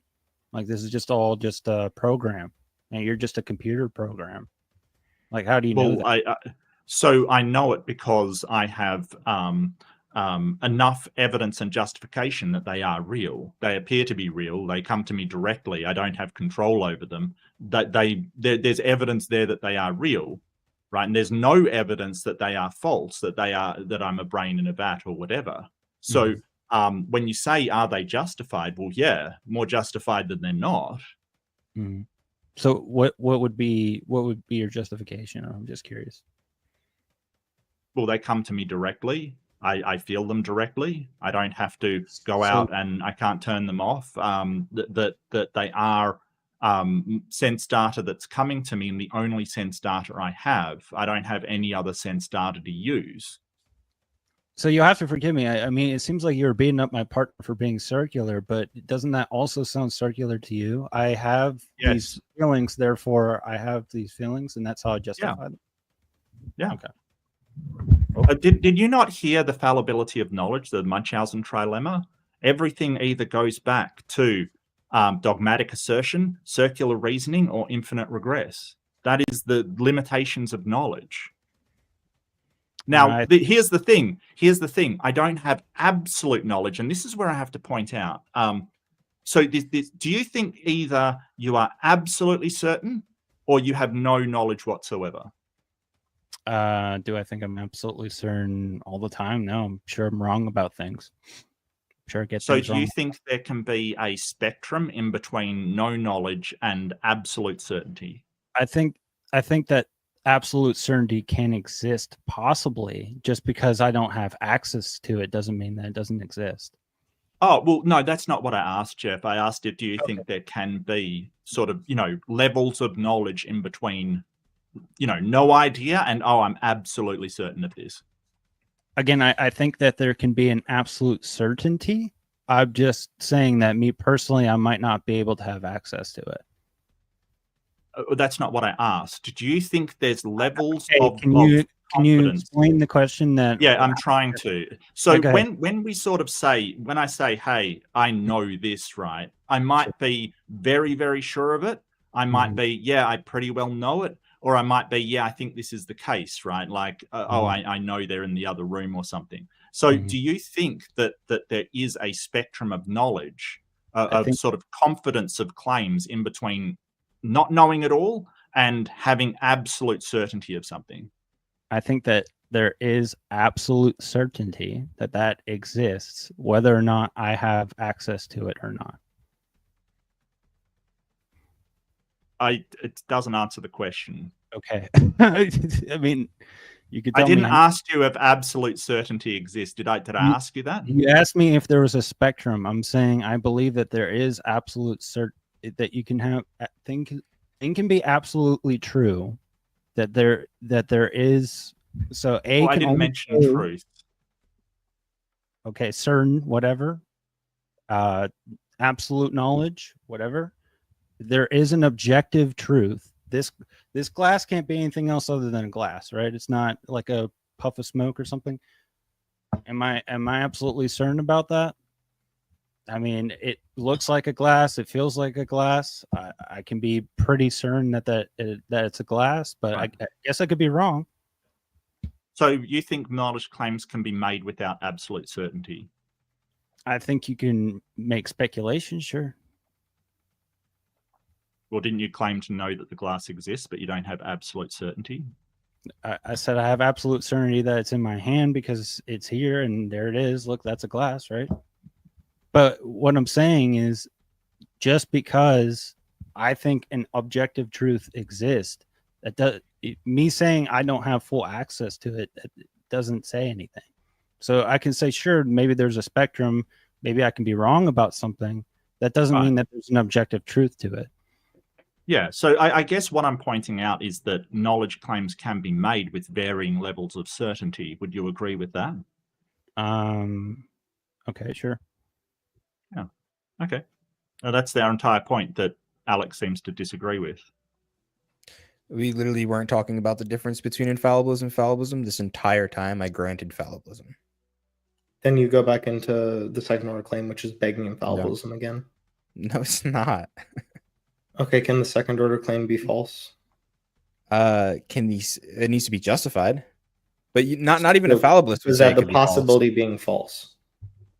The Is a possibility being false. A fallibilist will say is a possibility of being false. And it's still being true? Yes. Things can That be doesn't make any possibly. sense. It actually does. And I can explain this to you. No, it doesn't. I'll explain this to you. So in modal logic, necessarily A implies A. That's one of the proofs of that. but it's not the case that A implies necessarily A. That would be a variation of affirming the consequent in modal terms. Okay. I don't know if there's a proper way of putting that. So But this when is to you say buy- that things that are and necessary just means not possibly not. So to say necessarily A implies A, but it's not the case that A implies not necessarily not A, which means A doesn't mean not possibly not A. If you want to say that you can know things at the second order and be wrong about them, then that's fine. We don't have to talk about that. But if we want to talk about infallibilism, I have a very, very simple analogy. If you were to buy a lottery ticket, right, or even say a raffle ticket where there's 1 billion people in the raffle, everybody gets one ticket, you buy your ticket. If you buy that ticket, the odds of you losing are extremely high, right? Yes. Okay. Yeah. Now let's say they pull the ticket. So there's an ontological truth of the matter out there. They pull the ticket, they put it in an envelope so nobody actually saw it. The winner's going to get called the next day, but there is an actual winner. Can you know that your ticket is a losing ticket? You can't be certain Okay. of it. You Wait. can't be certain of it. So you can Again, know just to it. be clear, you have a justified false Okay. belief, which isn't going Correct. to be you knowing the thing. You're So just it's wrong true on then. the thing. So what No, I you're just said it's basically saying false. Do is you not it's listen to what I'm just- saying? So It's- Wait, I it's just want to know. you can justified- know Wait, that can you I have ask a one losing quick question thing? Alex, when I said it's false, then why did you hear so it's true? because you're contradicting yourself. You're saying you can. That's not me contradicting yourself. You're just affirming that it's true. You heard it Alex, I here. want to know why you're Alex, this to stupid. me, it sounds like Corinth he's establishing the difference between knowing and uncertainty. Corinth, correct me if I'm wrong, but I think that that's his You know kind of, there's Yeah, a I'm- distinguishment there. Grant, I'm saying that you can have a justified belief in Alright. it being false. Now that's what Alex Granted. is trying to say. They have a justified belief because of the probability of the lottery ticket not being there. And when one of the tickets wins, then your justified false belief, you saying, well, I know that's the ticket there.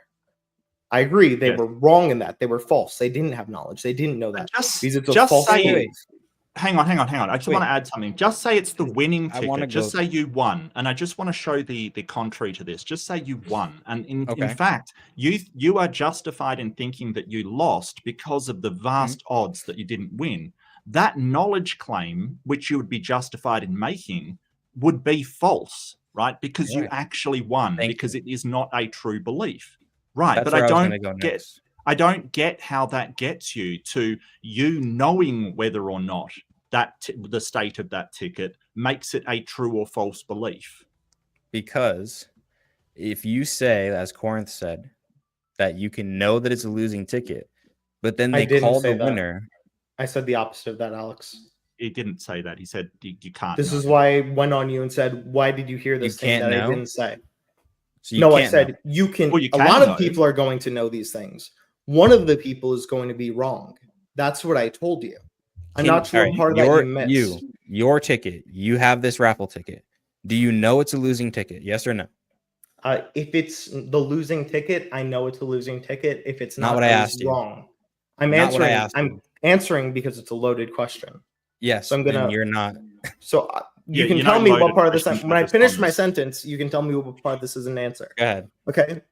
Well, if it's false, if it's the false belief, if it is the winning ticket, I was incorrect about my previous statement.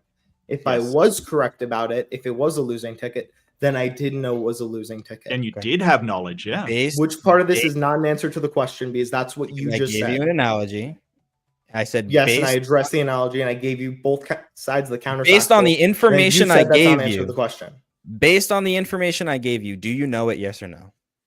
Not Won't necessarily. answer. Not Oh, necessarily. okay. So you It don't depends. know. Yes or it no? depends. It That doesn't depends. follow. Saying not necessarily All right. doesn't It mean de- no. Great. Look, Actually, look, this is perfect. No, Alex, Mark, Alex, no. Alex, Let me- Alex. no, No, Corinth I just said want to something. say I need to something. I've address been it. listening to Alright, you. alright, I want to alright, say Great, something. but I've been talking to Corinth. It depends on the ontology of that ticket, whether it is in a state that is winning or losing. If it was a losing matter. ticket, you would have knowledge. It If does it matter was a because- winning ticket, No. then you wouldn't have knowledge Because- because it was not a true belief. You're saying you know things under fallibilism, right? Yes. Why Yes. don't you say not necessarily then? That's what fallibilism is itself saying. It's not a certain belief. So whenever you say you know things, then it's not It's without yes or no, certainty. it's not necessarily. It's without certainty. Yeah. So you That's don't all know it. saying not necessarily This is so means. retarded. Alex, I you are the see I what- asked I- you if you know So, Alex, things. I can give you a really easy example here. If No. what I you're saying asked is you if true, you know things Alex, under I'm giving you an fallibilism, example. and you're here. saying I'm giving yes, you and some- then now you're saying not Alex, necessarily. I'm giving you He's the way not- you can I prove me and see- Mark stupid. Hold on, Alex, because I see what Corinth is trying to kind of iterate out to you. And so it like having uncertainty is still uncertainty, but I could still know something, but I could still be proven wrong that my knowledge was wrong. That's fine. Corinth, right. So Corinth, if you wanted to, you said you had an example. I so- think that would help. I'll use an example Alex loves to do. I went to go get gas earlier today. I filled my tank all the way up. I parked it. The gas station's right at the corner there. I can say I know I have a full tank of gas. Now it's entirely possible some teenager went and joyridden my car, drove it around, brought it back with no gas. Because of that possibility, Alex is saying no one can now say if there's a possibility of someone joyriding your car that you know you have a full tank of gas. If anyone out there is saying I have a full tank of gas, I need you to show me the impossibility of your gas tank springing a leak, because that's what Alex's view is here. You can't know you have a tank of gas in your car. But you're saying no. But then when I ask you about the lottery example, you're saying not necessarily. Correct.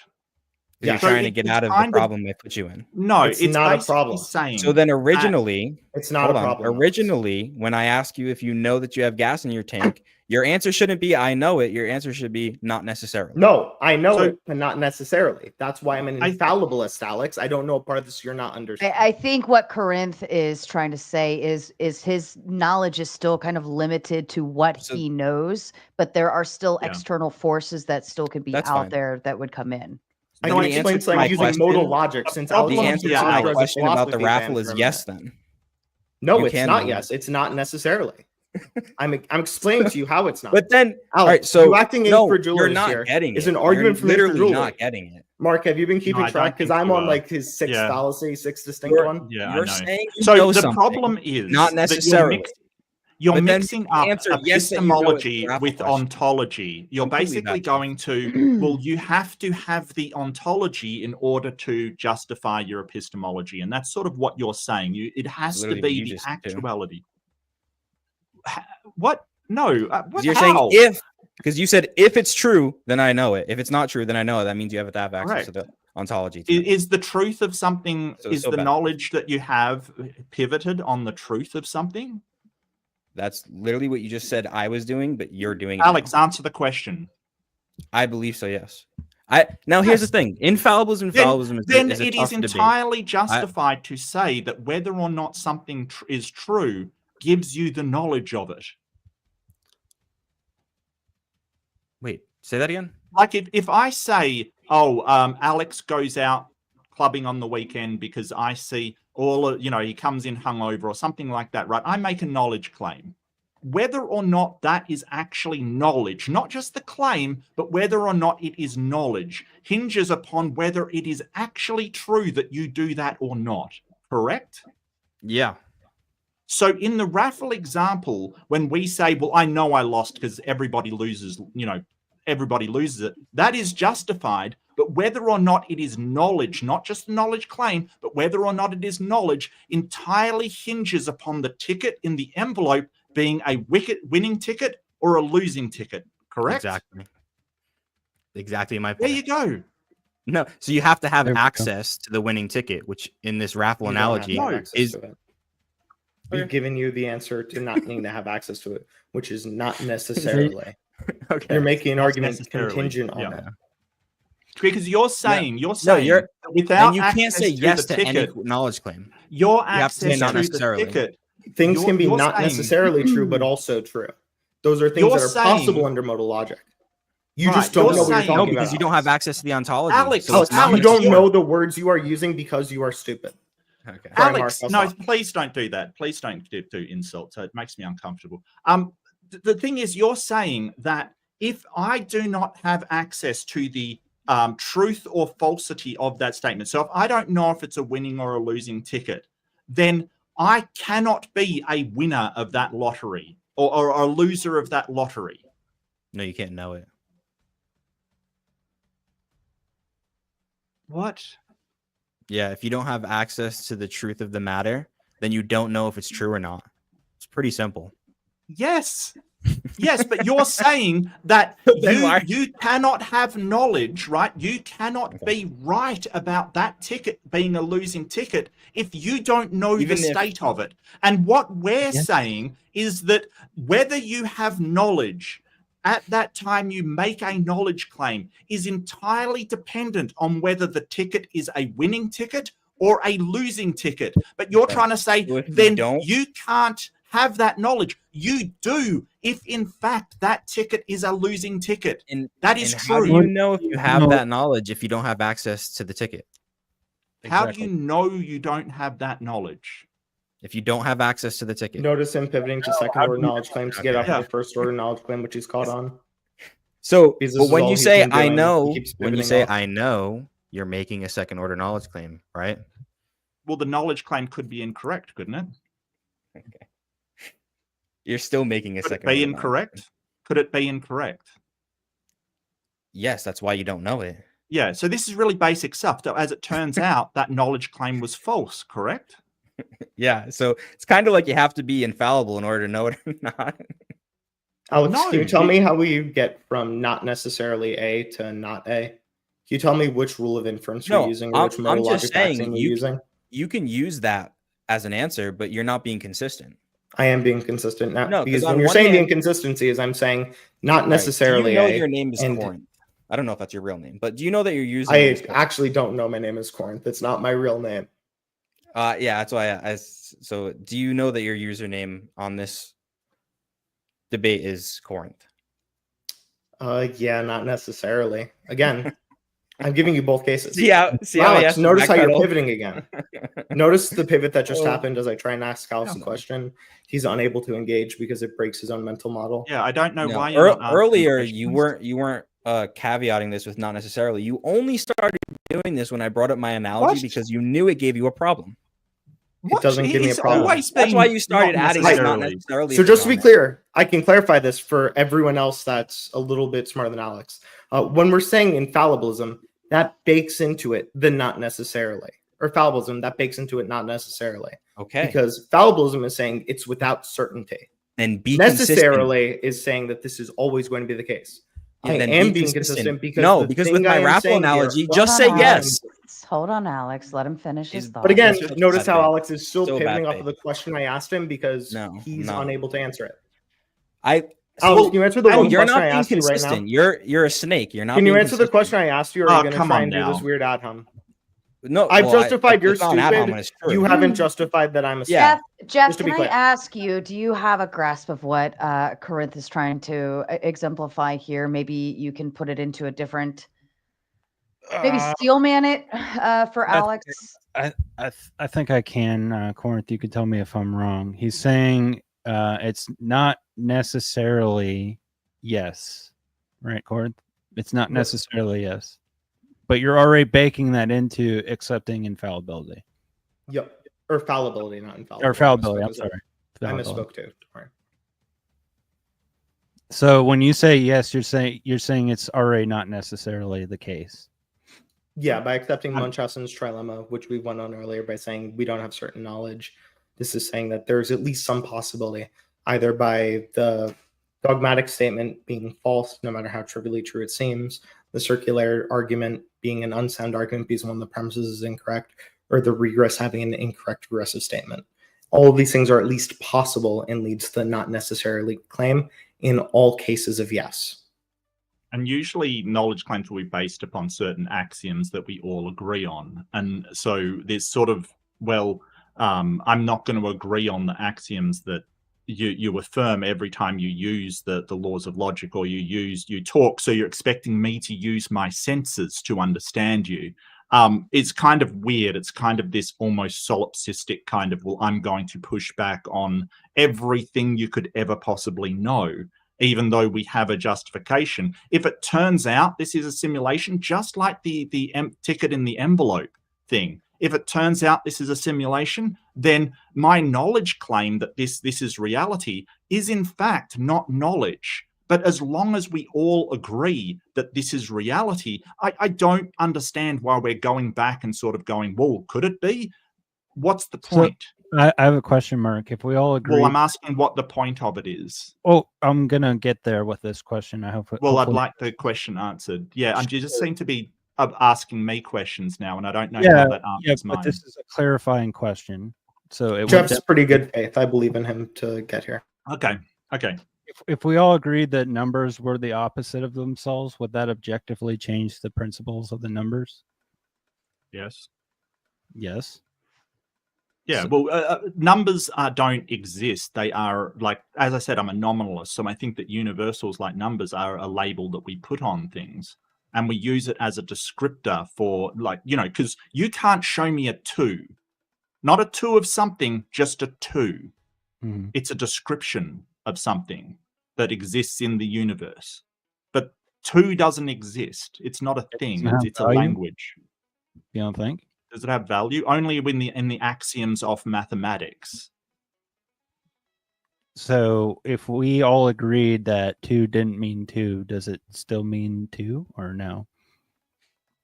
Well, no. I mean, we could change 2 to 3 and have 1, 3, 2, etc. Right. What would change? Well, the principle of the number, if we all agreed on it, because that's what you're saying. We all agreed on these Yeah. things, therefore.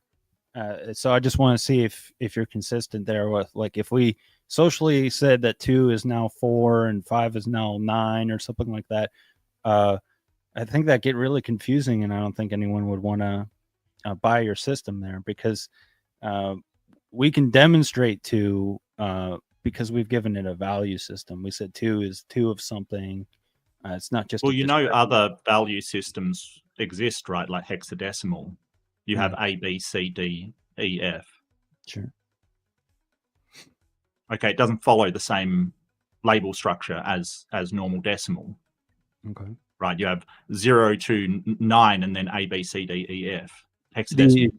The argument would still be the same if we all agreed that Right. whatever the system is now. I'm not an expert on that, but let's just, grant that you are. I would say the argument would still be the same if we all agreed that that system should change just arbitrarily. Does it? Well, the system is used in computing a lot. Sure. Yeah. So the properties of the universe, right? So the properties of something being 2 rocks, for instance, or two cows or whatever, that won't change, right? But you're just simply talking about the labels, like we're describing it as a plurality of something, two things, and then maths works on axioms to actually calculate that describes reality. Math is a language. Mm-hmm. I mean, either way, if you changed the descriptors, does that change the value systems that we've already given them? If we all agreed on it, I don't know what you mean by that. So if you change the labels, does that change the value systems? Yeah. I mean, if you change the label of 2 to 3, does that change the value of 2? Yes, it changes. Acts of Roman, because yes, but you're calling it 3. What's 2? No, I'm asking is if it were the case that everyone agreed that those 2 bags are now 4, does that make that the case? Because everyone agreed on it. Well, no. Like I said, the properties that like if you're simply sort of saying, hey, if we change the label, does it change the properties of things themselves? No. If we changed the word orange to yellow, would that mean that wavelength of light then changes? No, it doesn't. But orange is a label that we apply across the board to things of a certain wavelength of light that hits our eyes, and even then it's imprecise. So just because the label changes doesn't mean the thing itself changes, but it doesn't mean that the label that we've given it has any, like, orange isn't a thing, and if your eyes work differently, you may not see orange, but that wavelength of light will still be there. Yeah, so it would exist even if we didn't. Well, the properties of the universe exist. Property, right. Sure. Yeah. Yeah. So I guess the argument here is because it already exists and we're just making observations. Can we misinterpret our observations? And if we're making value judgments, how are we determining that we should be functional or flourishing? Where's the telos there if there's really no purpose or anything like that? Yeah. I don't understand the question. Where is the purpose in two being two?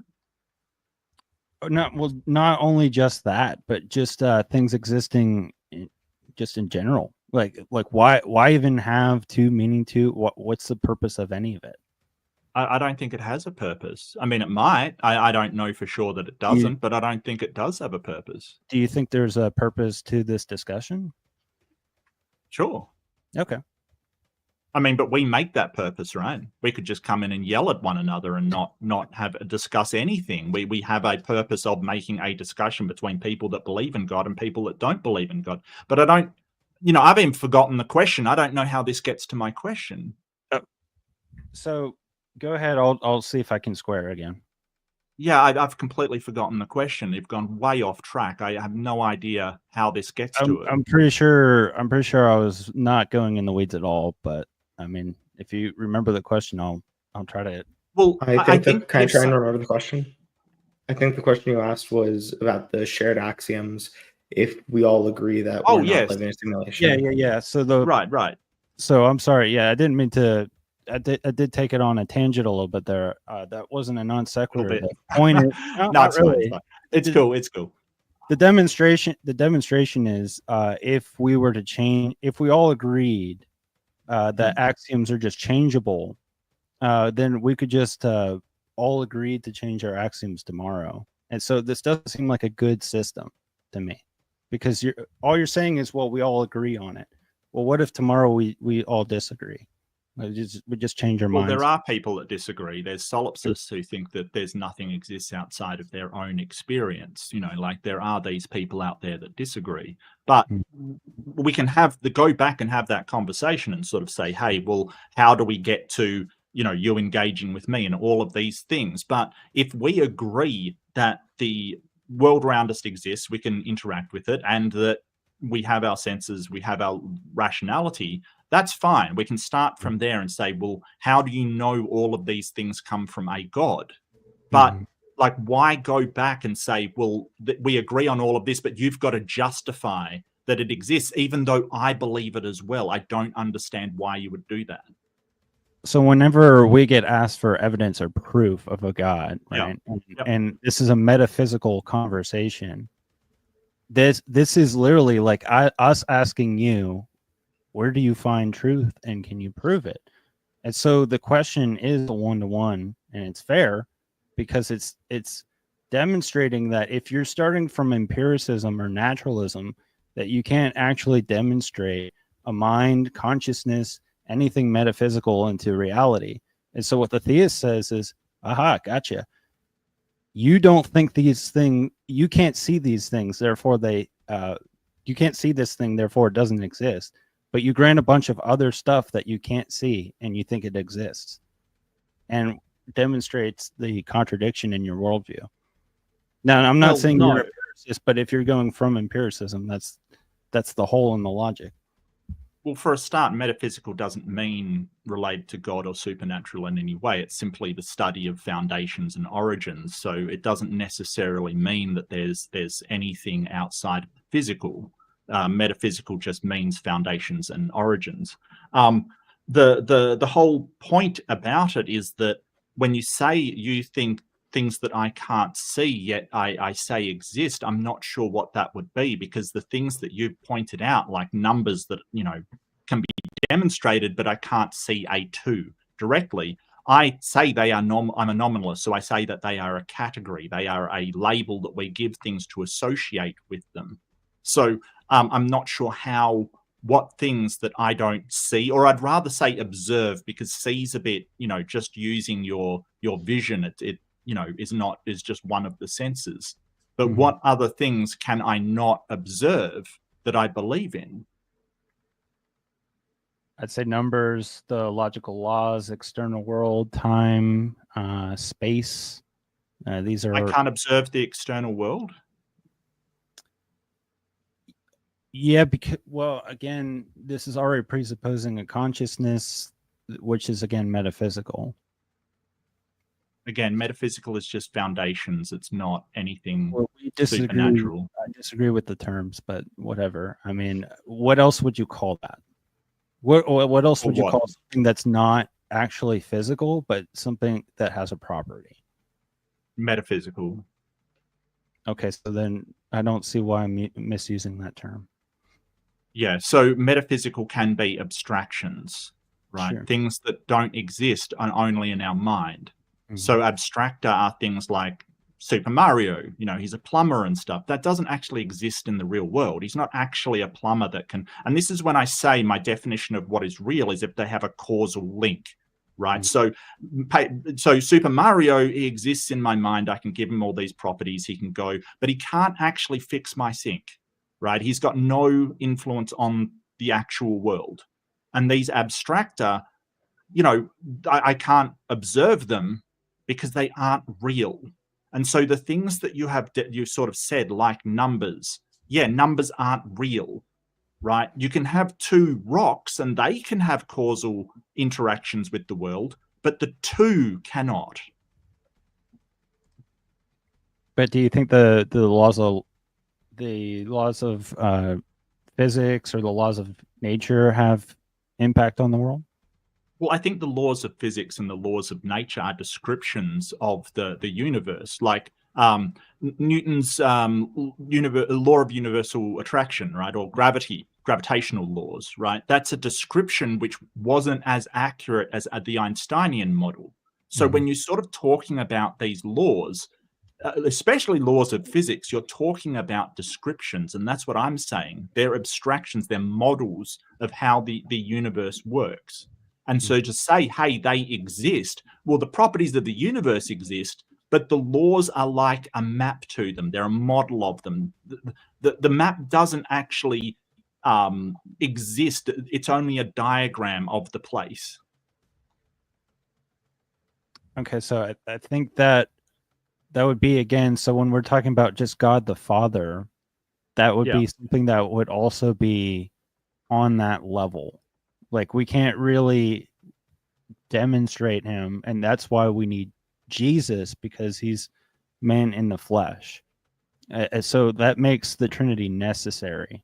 But when we're just talking about God in general, and again, when you say, well, I need this empirical data, I need this proof, when I twist the question on using logic and things like that, you say, well, they're just descriptors or they're just axioms. Well, I can just say, okay, well, then I believe God's my axiom. And then how am I wrong in that? Well, axioms are presuppositions that are accepted by everybody, right? So if everybody here, but you can make a presupposition, if everybody agrees with it, then it's axiomatic to the conversation. It's basically where the conversation starts. But I don't agree with you because I don't think that any of this stuff comes from a God. So really you're making a presupposition, which inherently, as Corinth pointed out, is unjustified because presuppositions are always unjustified. Gentlemen, I do want to let you know we'll wrap up in about 10 minutes or so. So if you want to kind of, I don't know if you want to necessarily shift to a new piece, but if you want to maybe try to find a little more conclusion with that, or maybe a little pushback, either way.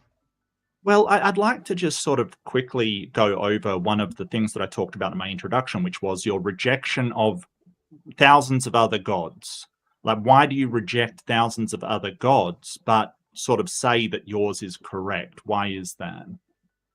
I mean, for the purpose of this debate, it doesn't have to get into it, but just to answer your question, because we're at the last 10 minutes of this anyway, it's only revelatory theism that could make the justification for the things we're saying tonight. That would only be about 6 or 7 other religions that actually meet that criteria. And we could go through all of them, but like, for example, with the Quran, have you ever heard of the Islamic dilemma? I don't think so. And I'm not super familiar with it, but basically it's that the Quran says that the Bible is a previous revelation, but the Quran Oh, yeah. Yep. contradicts the Bible. Yeah. So there's arguments like that for those 6 or 7, and there are obviously lots of debates on those issues, but that's why. And like, because I understand what you're saying, like there's seemingly thousands of gods. I mean, even in what the Roman pantheon, Greek pantheon, there's probably thousands of gods. I was thinking more Hinduism, to be honest with you, because that is an older Mm. religion than Judeo-Christian. Yeah, so there's some, if I'm, correct me if I'm wrong, so I'm not intimately familiar with Hinduism, but there are some aspects of Hinduism that believe in a monotheistic God and some that don't, right? Well, there is lots of different denominations, just like Christianity. I think there are some that are monotheistic. That Well, kind there's of some believe in like an denominations all-powerful. of Christianity which is monotheistic as well. Yeah, would No. Well, I'm just trying to get you like Yeah. to see the world. There are a Well- lot that don't, and that wouldn't count under revelatory theism of an all-creator God. Of an Well, all-good creator. the main thrust of it is that everything comes from Brahman, and the other gods are reflections of one Yeah. god. Yes. And ultimately, Brahman is unknowable. I think so. Yeah. Usually. Yeah, so that would be a problem in their Is world. God knowable? Yes. Okay, so you know everything about a god? No, but he is knowable. No. We do know things about God. He reveals things to us such that we can know him. Yeah, But no, I Orthodox. know things I about mean, Brahman I as was well.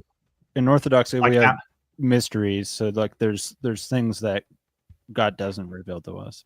But that's Yeah, but if problem. if you're sort of saying the name of the god is Brahman and he is the what reflects all the other versions, then you know things about him too. and where is this revelation? In the Bhagavad Gita. Okay, and what does the Bhagavad Gita? I can't even say it. What does it say Okay. about this God? What characteristics of this God make it so that he can reveal things to us such that we can know it for certain? I don't know. I haven't read it that Right. deeply.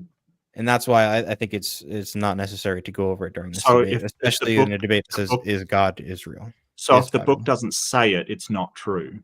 Well, on a revelatory basis, if you don't know anything, if you know these things about this God from the revelation, you can make those claims. But if there is no revelation to tell you these things about God, then no, you can't.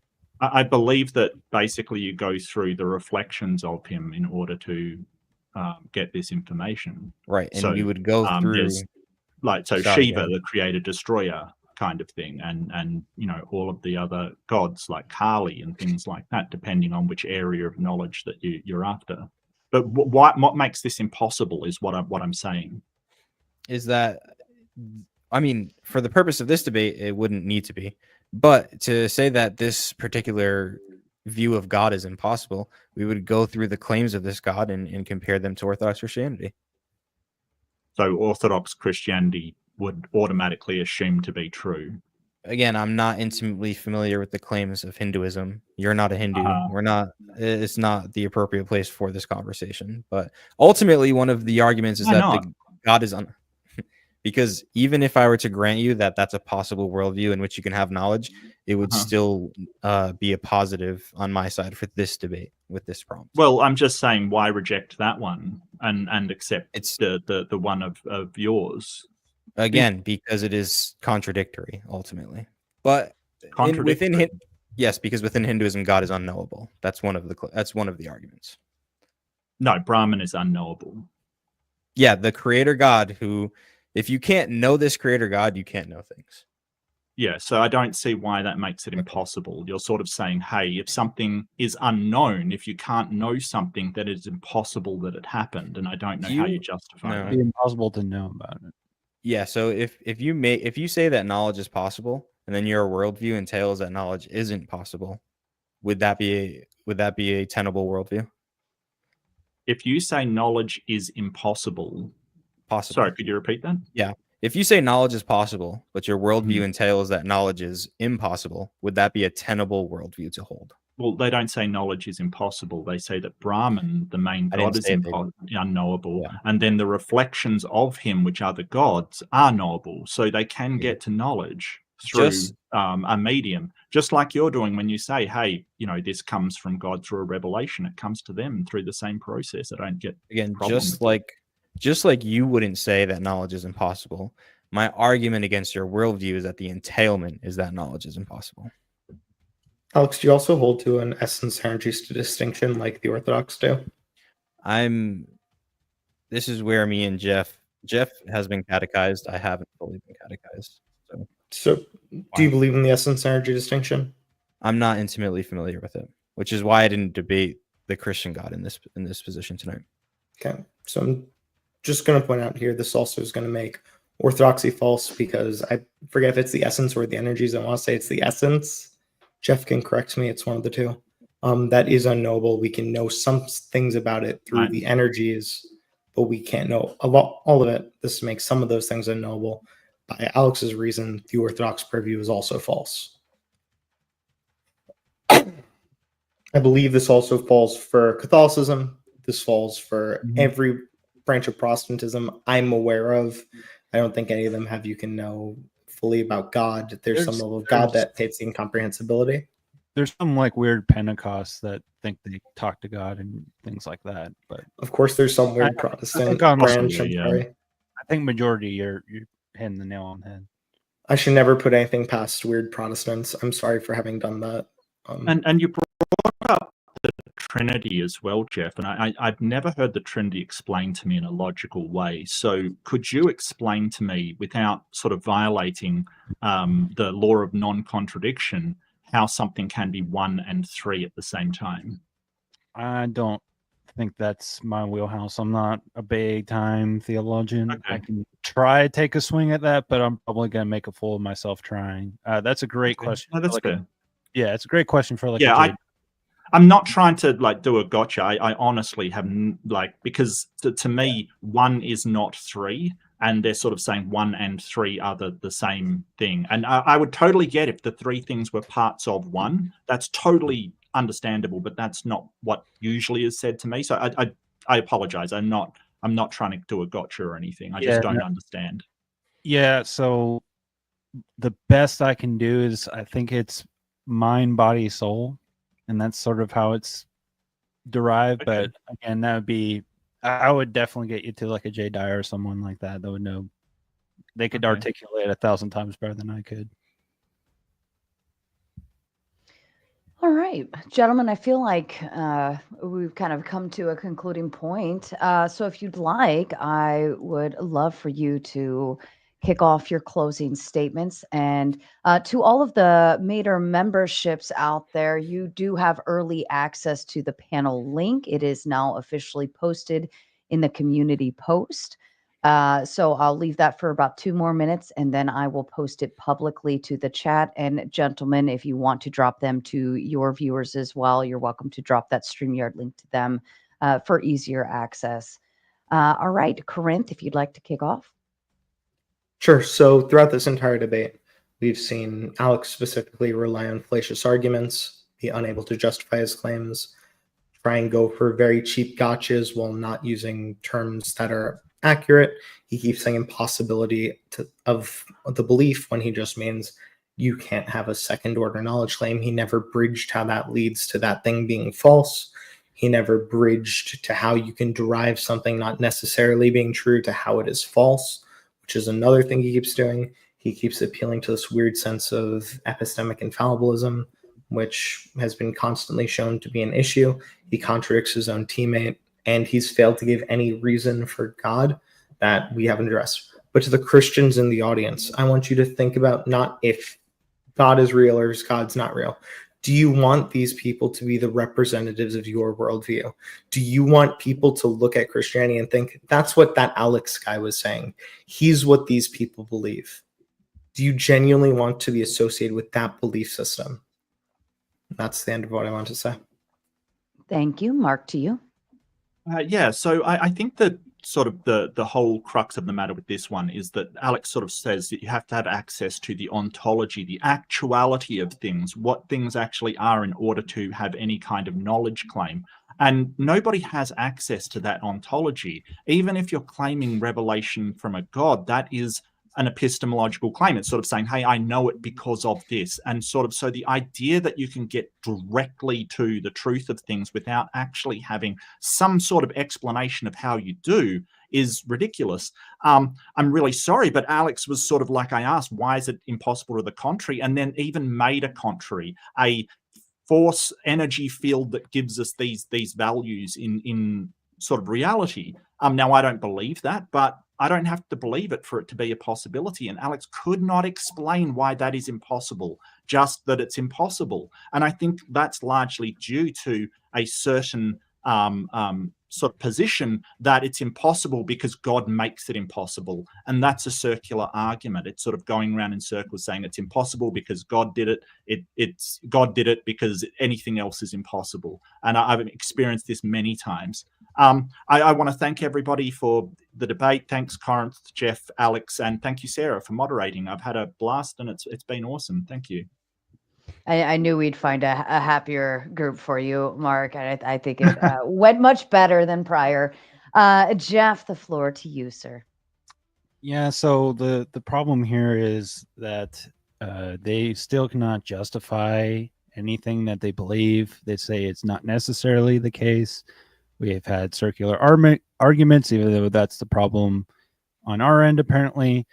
Look, maybe Wi-Fi and I aren't the best representatives if you want to appeal to the audience, Corinth, but just look at how bad the atheists are, because they can't even tell you why masturbating on the roof is wrong or anything like that, because everything's a preference. So again, I just think that God is absolutely necessary to have a coherent worldview, and absent that, I don't know where you get one, and that is still what is in question. But I'll go over to Alex and see what he's got to say. Cool. So real quick, it's funny Corinth talking shit about me, but he just is the self-admitted person that everybody hates. But I will hit, what is it, an olive branch? I will extend an olive branch. We could do it live. We could do it private. Let's go over the reason for reason paper together and see who understands it in a less combative manner. It doesn't have to be a debate, but let's go through it. If that's something you ever want to do, I'll throw that out there too. The thing about the impossibility of the contrary, if I made two categories: theonomous epistemology, autonomous epistemology. There was a third category that Mark tried to create to make it a false dichotomy. And basically, he just gave the attributes of God to a non-God thing and then said, see, this non-God thing can give us knowledge. Now, the problem with that, and with all the other examples he gave that fall under autonomous epistemology, is that there is a contradiction. And I tried to explain this multiple times. The contradiction is you're making a first-order knowledge claim within that worldview. Making that first-order knowledge claim then says that knowledge exists, which is a second-order knowledge claim. Then I would ask them to justify it, and they would bring up Munchausen's dilemma or whatever it's called, trilemma. And then they would try to say that, well, I can't justify it because nothing can be justified. So all we're left with, speaking about worldviews that you want to hold, is nothing makes sense. We cannot know anything. And if you want to live that way, go for it. Thank you, gentlemen. And thank you so kindly for participating in this panel. I'd like to go through some super chats that came in during the debate. If you have a response, feel free to chime in. Do try to keep it fairly short. You can prompt a little more disruption back and forth if you so choose, but still try to be prompt about it. That way we can get through them all. DeFreak coming in with a big two says biological symmetry proves design. Probably for us. Yeah, and there's also some asymmetry as well. You're not exactly the same from left to right. Like we know that symmetrical faces they appeal to us as the most nice and attractive and things like that. But there's certain levels of asymmetry as well So even studying in university, we went through asymmetry in left-handed and right-handed people. It's to do with how your brain is set up to function with your left and right-handed sides. So if biological symmetry proves design, then does biological asymmetry prove it's not? Any other thoughts? Okay. Ticky Tack with the Big Five says, no one has realized yet that Corinth's opening already won the debate.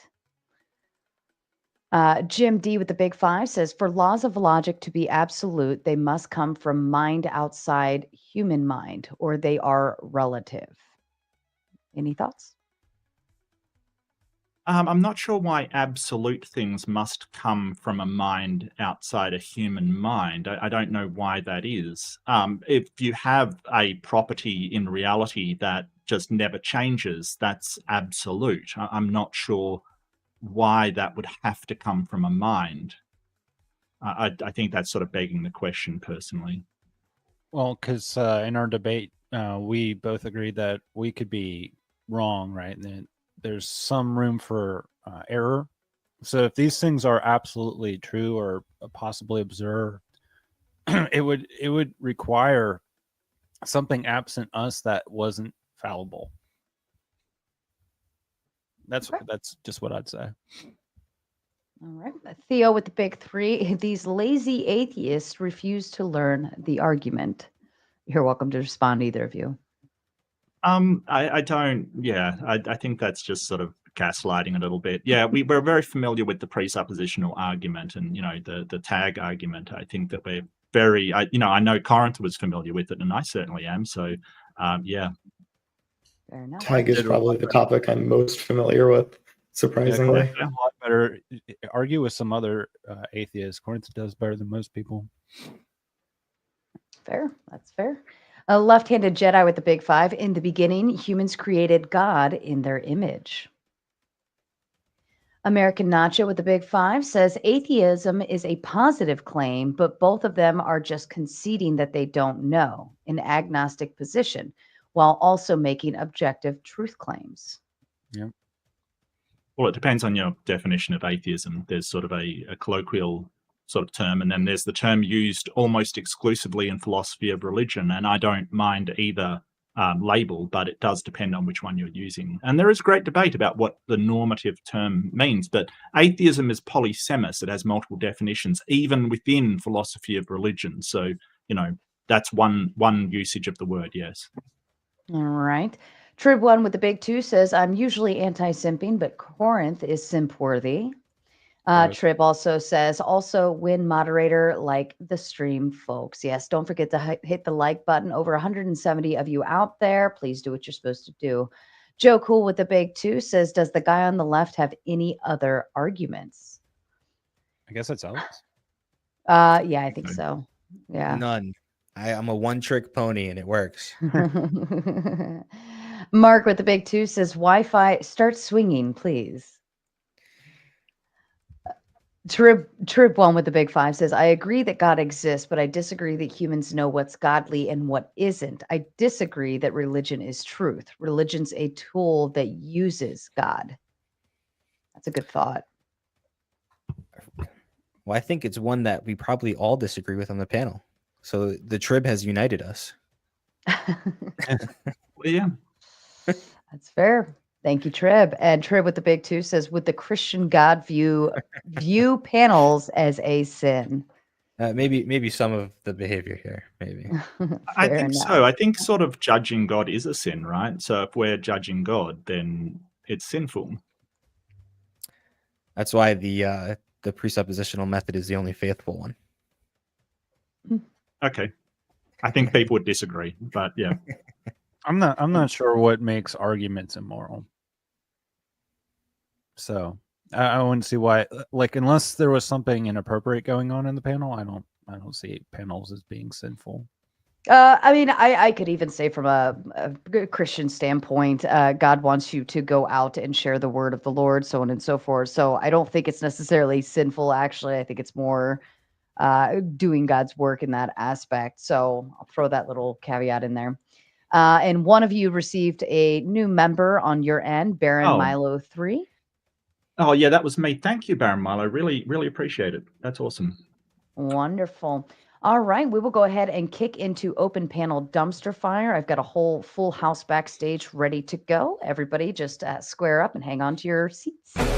I'll stay for a while, but I do have to go masturbate on a roof, so I can't stay too long. I was going to go do that. Yeah. Well, aren't we all? Oh dear. Not sure where that one came from. I found it very, very hilarious.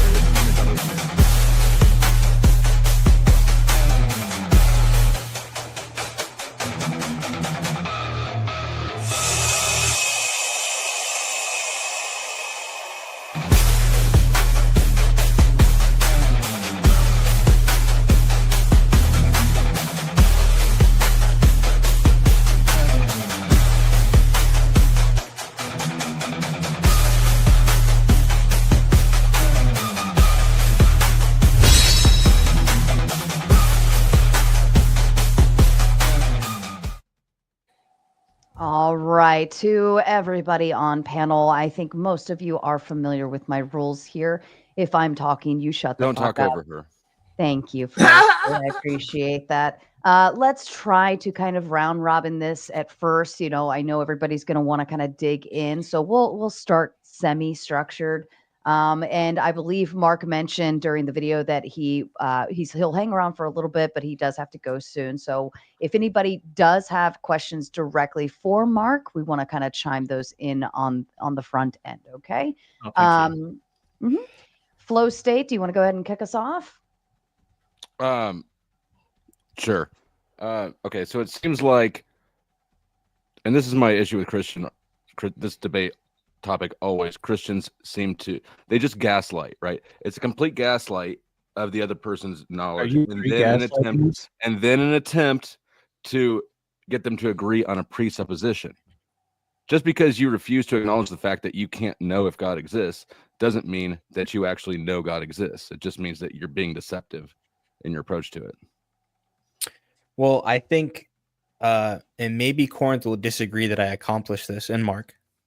But I think that they would agree that if I did accomplish the impossibility of the contrary, then it would necessarily be true that theonomous epistemology would be correct. Would you agree with that, guys? I didn't understand that. What did you just Given say? the laws of logic, sure. Yeah. So there's a problem there, though, with the deductive argument that you have to eliminate And what's up, every Flo? Nice to see single possibility, even ones that we don't know about.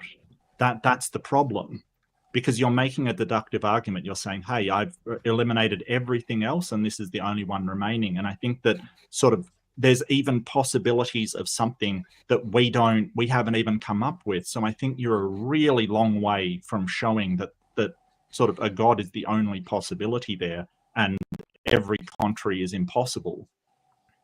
Yeah, I hear what you're saying. And I would just say that that's why the attempt of the argument is to funnel every possible worldview into two categories of theonomous and autonomous.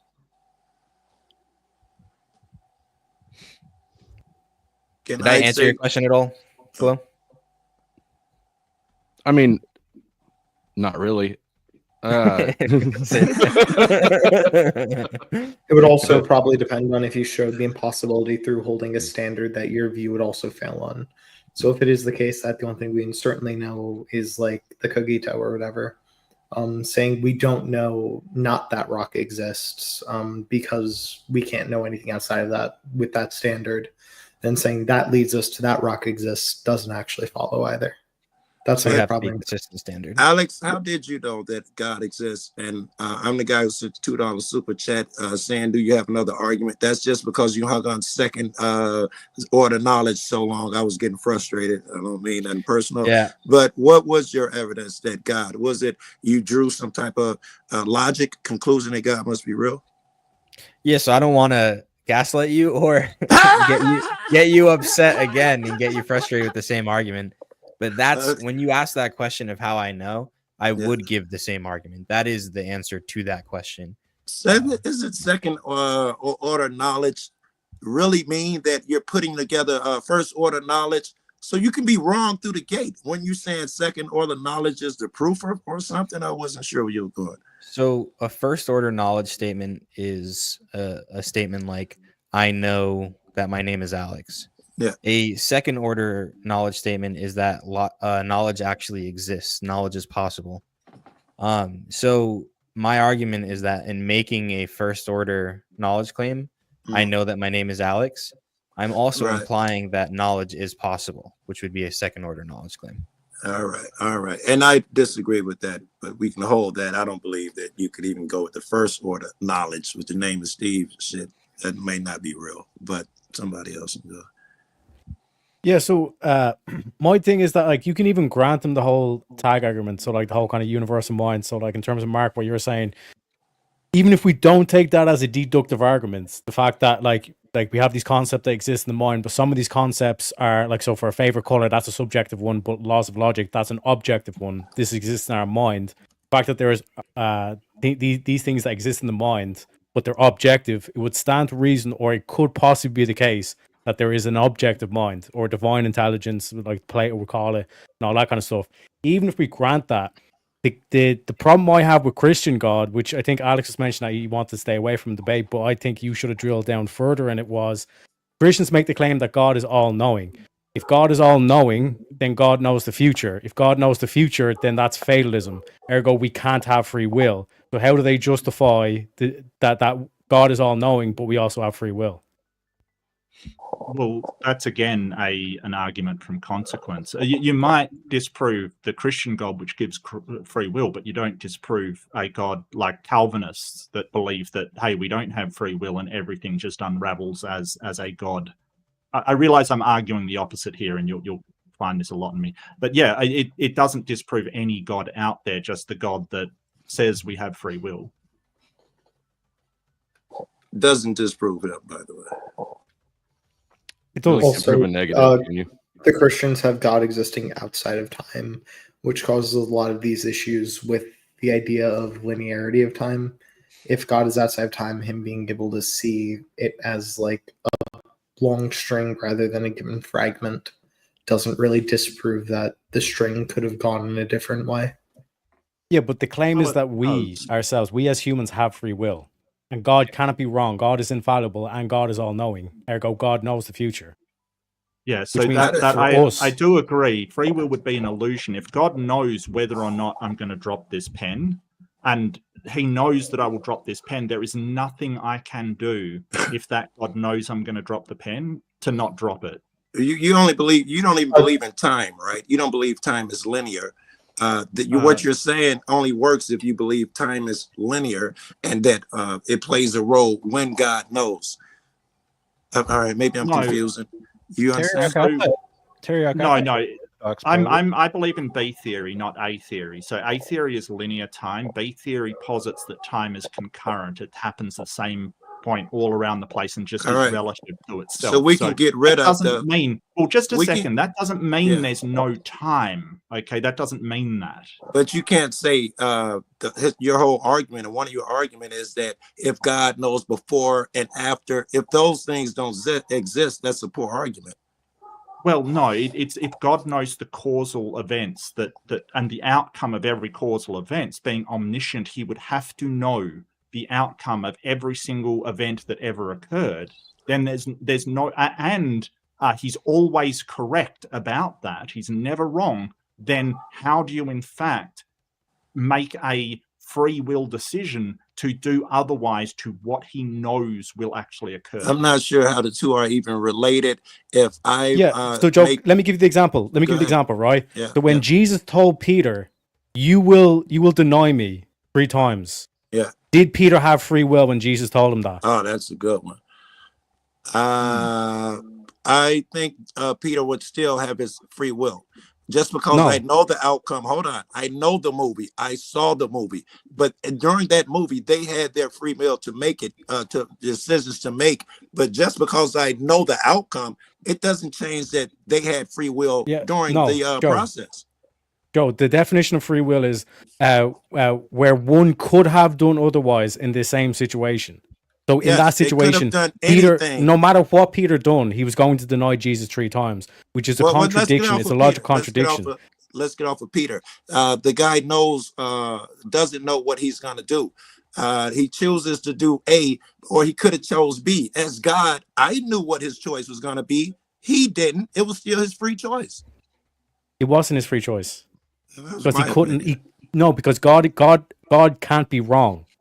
God is infallible. I right? understand your argument. So he couldn't have changed. He couldn't have chosen otherwise, which means he has no free will. So Christians run into a contradiction here, where you're saying we have free will, but God's all knowing and is infallible. I understand your argument. I absolutely disagree with it. Now And let me interrupt, gentlemen. Imperius comes in with his membership to say only Roman Catholicism is logically and materially true. Theism proves the scientific method. Inference, the best explanatory hypothesis. Dumbass atheists. You're welcome to respond. Yeah, I don't get that logically I and don't know. material truth. Yeah, I Theism don't get it. proves the scientific method. The scientific methodologies, and there's multiple of them, all with the same basic pattern, were formulated in sort of on the basis of falsifiability. You know, the work of people that basically wanted to demonstrate that the best way to demonstrate that something is true is try to prove it false, and when you fail, then it's almost certainly true. So I'm not sure how this is just a non sequitur. I don't sure how does Just that claim? Yeah, I don't. Okay, I think the answer is okay, Imperius. Whatever you say. Right. Well, And Plumpy theism coming is up. belief. I don't understand how a belief proves anything. I don't. Wow. Here. And Plumpy with the Big 10 to say, Flo, you know darn well Jesus Christ is king. Sarah, can you please drop Flo for a few to remind him, please? God bless. Flo State, you got 10 minutes backstage, buddy. Have fun. was And I'll great. bring up Leo to fill your place. That was great. Hi, Leo. And then Good to see Chuck you, in mate. Tennessee coming in with the Big 5 says, don't worry, there is a higher power. I've experienced it. Very good, Jeff. All right, back to you, gentlemen. Yeah, if I could just have him about 2 minutes, and then I'll make room for other people, Sarah. As long as you give us a story, Tantman. You have to give us a personal story. Well, no. I'm going to keep it nice and concise. So, statement, then a question for the people of the original panel. Statement is, Jesus is safe and effective and helps to slow the spread of communism. And then secondarily, to the 4 gentlemen at the top there. Hi, I'm 10th man. So, for the 2 gentlemen on the right there that are the anti-believing in God guys, you guys would contend that there could be a God, right? You're not arguing explicitly. There's definitely not a consciousness that could be controlling. Like, am I It correct? depends on the modality you're asking under. Is I'm it saying- logically possible? Probably. Sure. Is it? You'd say it's just as possible as there being life in the universe, right? Other than us. No. No. Life is absolutely possible because we've confirmed it, because we're alive. I don't even see how that follows. We So would need our just sense because- data to be false for there not to be life. We would need some metaphysical thing to be true. But you don't have for proof of either, right? Certain. He's saying proven life outside of evidence. us. He's saying aliens. Talking about aliens, Outside of for what's example. like life outside of what's on Earth Oh, and or in yeah. our solar Yeah, system. But I No, don't believe in haven't got the aliens arguments. either. We haven't. Better That's not what I'm inductive asking. I'm just saying, does We have even better a plant inductive or a evidence. single-celled organism?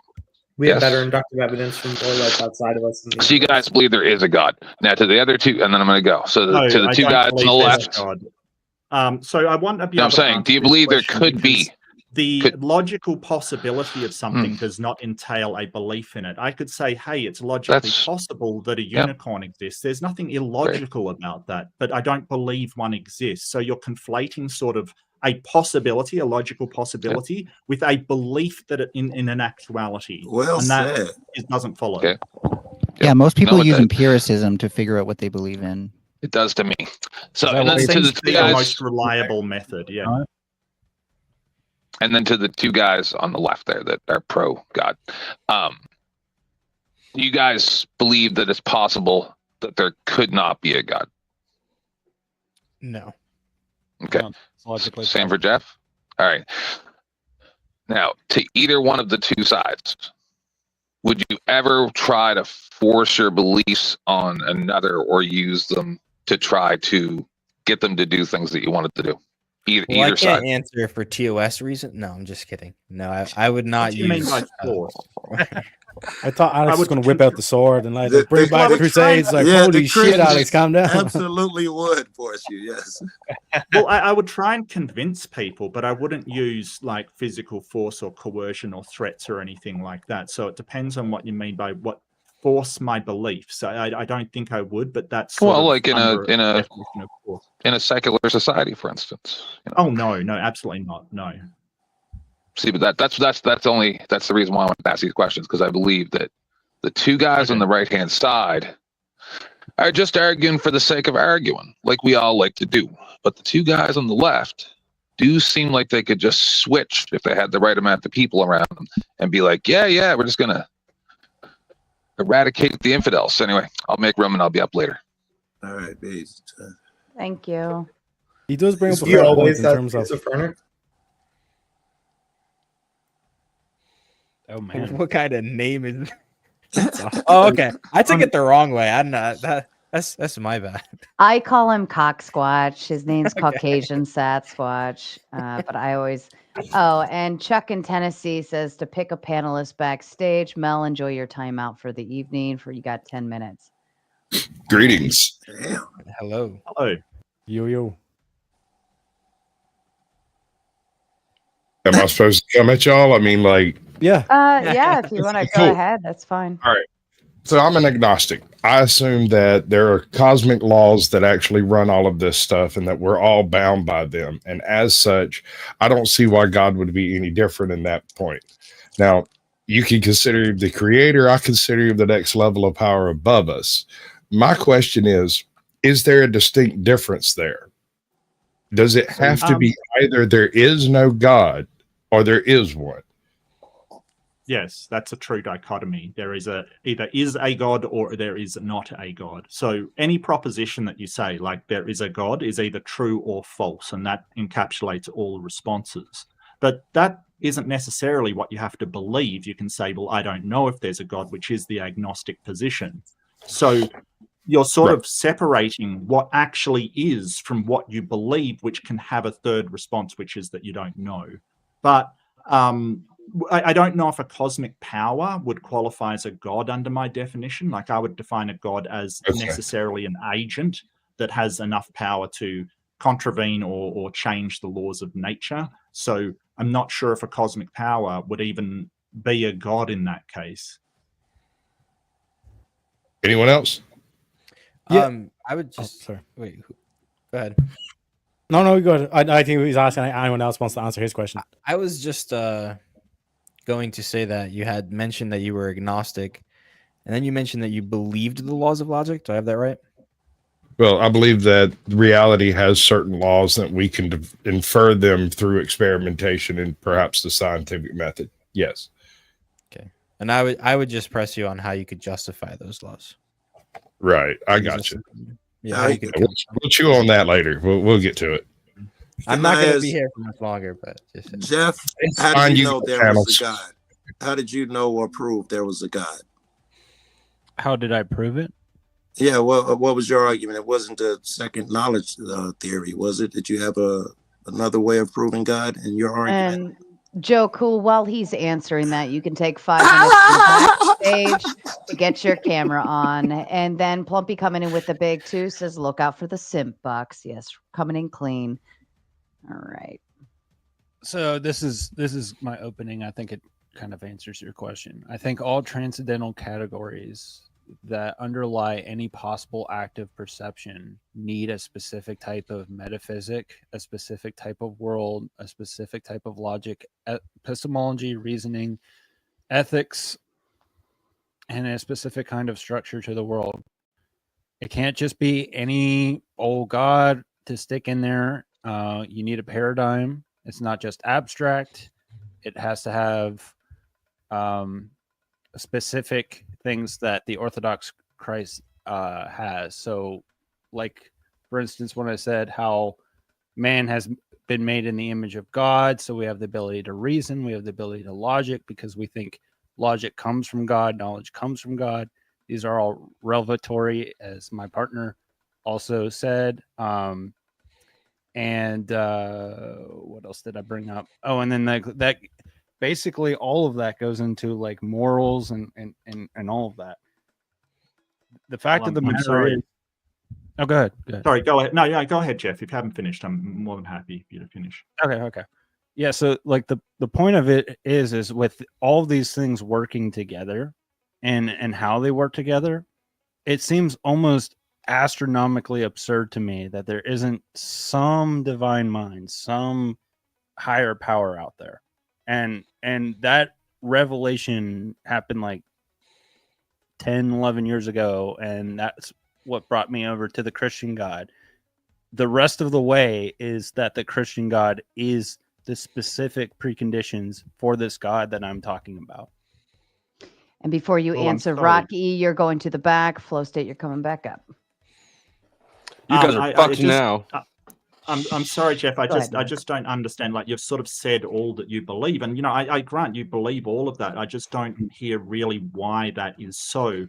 It seems to me like, and this is just to me, it seems like you've sort of said, well, it seems absurd that it could have arisen. All of these things can arise without a God. But that just seems to be an appeal to incredulity. Like, I don't believe it's possible, therefore a God exists. And that isn't really good evidence for me. That just sort of is saying, well, I believe these things, and I believe that they couldn't arise without a God. It doesn't actually get to why it is so because of a God. It's I wouldn't say it's it's saying that you're being incredible, or I'm not saying it right, but Incredulous, incredulous, yeah. Yeah, there we go. The point is that any metaphysic, any ethic, any justification for anything, any grounding, is all faith based. It's all based on what we believe. It's all based on what we presuppose. What we're saying is, in order to even have these things that we observe and that exist in reality, there would have to be something outside of us. And if it's not that, what is it? And that's kind of what we're saying is the contrary. Appeal to ignorance. How's that ignorant? What makes That's an appeal to ignorance because Well, we how don't could know be, yeah. otherwise. What makes it an appeal to ignorance? Call me a nut, but how do you explain when you've had experience with something that is unexplainable? You don't. That's not good evidence for anybody but you. Well, and I also want to push back, Jeff, on the idea that everything we know is sort of faith-based, and I don't think that's true. It depends on how you're using faith, but I think that I try to make everything that I claim to know based on evidence and reason rather than faith, which is sort of, if you take the biblical definition of faith, it's things, the evidence of the unseen and the hope, the substance of things hoped for, which there's a problem there because things that you hope for don't have substance, and things unseen isn't evidence. So I sort of, I don't think I use faith, at least the biblical definition of faith. Mark, sir, may I ask you a question, sir? Yeah, sure. Thank you. What's your theory on like the cosmological argument of the unmoved mover, that everything being set in place should have been set by something before it, so God must be real? I was just curious what you thought. Are you talking about the Kalam? Yeah, it's like one of the main scientific theories, right? It's called the unmoved. Let me look it up again. Unmoved mover. Yeah. Unmoved mover. Yeah. So I'm happy to say that I don't know if the universe even began to exist. So the Kalam basically says things that begin to exist need a cause. The universe began to exist, therefore the universe needs a cause. And William Lane Craig has sort of put extra things in there to say, hey, it must be timeless, spaceless, immaterial, all of these extra things in there. But the Kalam doesn't actually get to a God. It just says it has a cause. Now, I don't even know if the universe began to exist because according to contemporary physics, the Big Bang was the start of the expansion, not the start of the universe. And before that, there was no space-time. So I don't know how something begins to exist without any space-time, like in a quantum vacuum.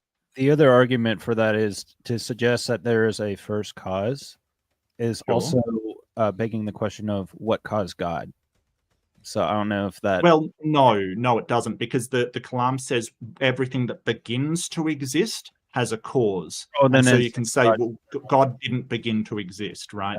But then I don't know why you couldn't say, well, the universe didn't begin to exist, was in a quantum state with no space-time, and was in an atemporal state, like something that doesn't have time. I don't know why you couldn't say that as well. So essentially, Faithful Tomato, I honestly don't know what caused the universe. I just don't believe it was a god for the reasons I laid out during this debate. And I guess like from just my perspective, and I say this humbly without trying to create any toxic arguments with anyone, as people from that look like me or parts of the world like Asia and stuff with more traditional cultures, I'm starting to think maybe theoretically we're living like 100 years before what our Anglo-Saxon brothers are living in currently, because I think the philosophical evolution has reached a point where questioning the idea of a creator is, it's culpable, and you're seeing these debates. But with us, specifically people from Asia or the Middle East, it's like even the scientists of those nations are very convinced that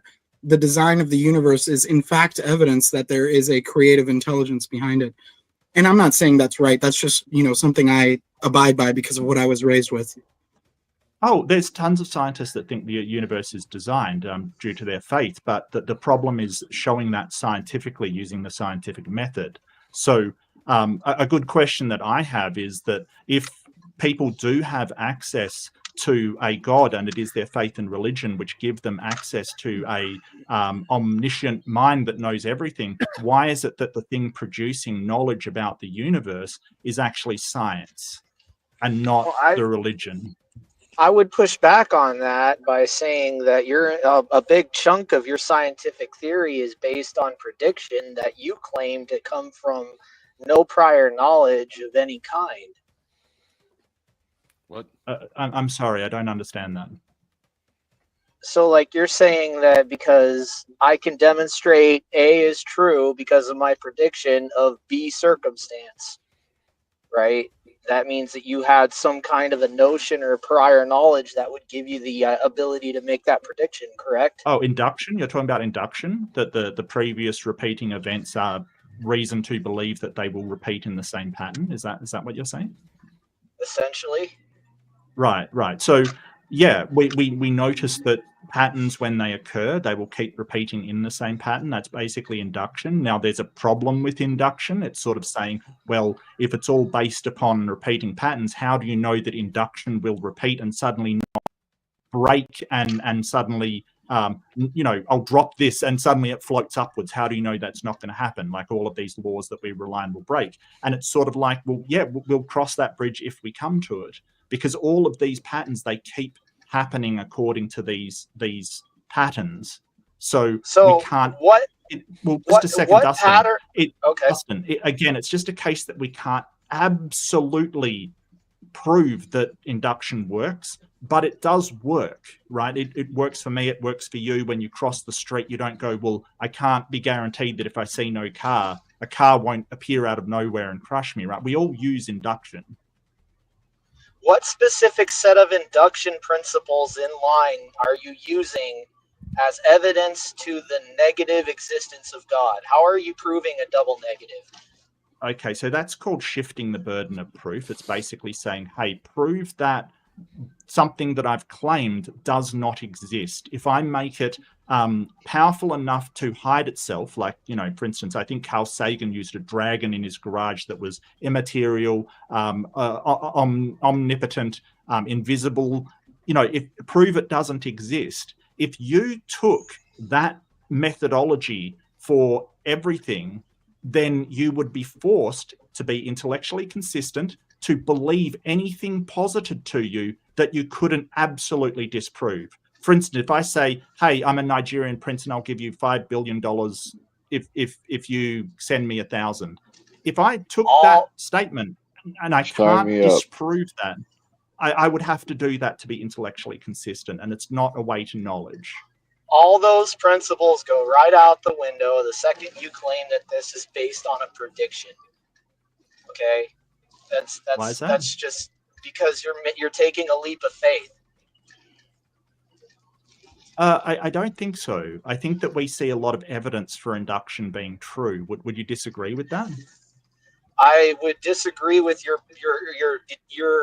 conclusion, but I do agree with you the idea that induction is a very solid principle.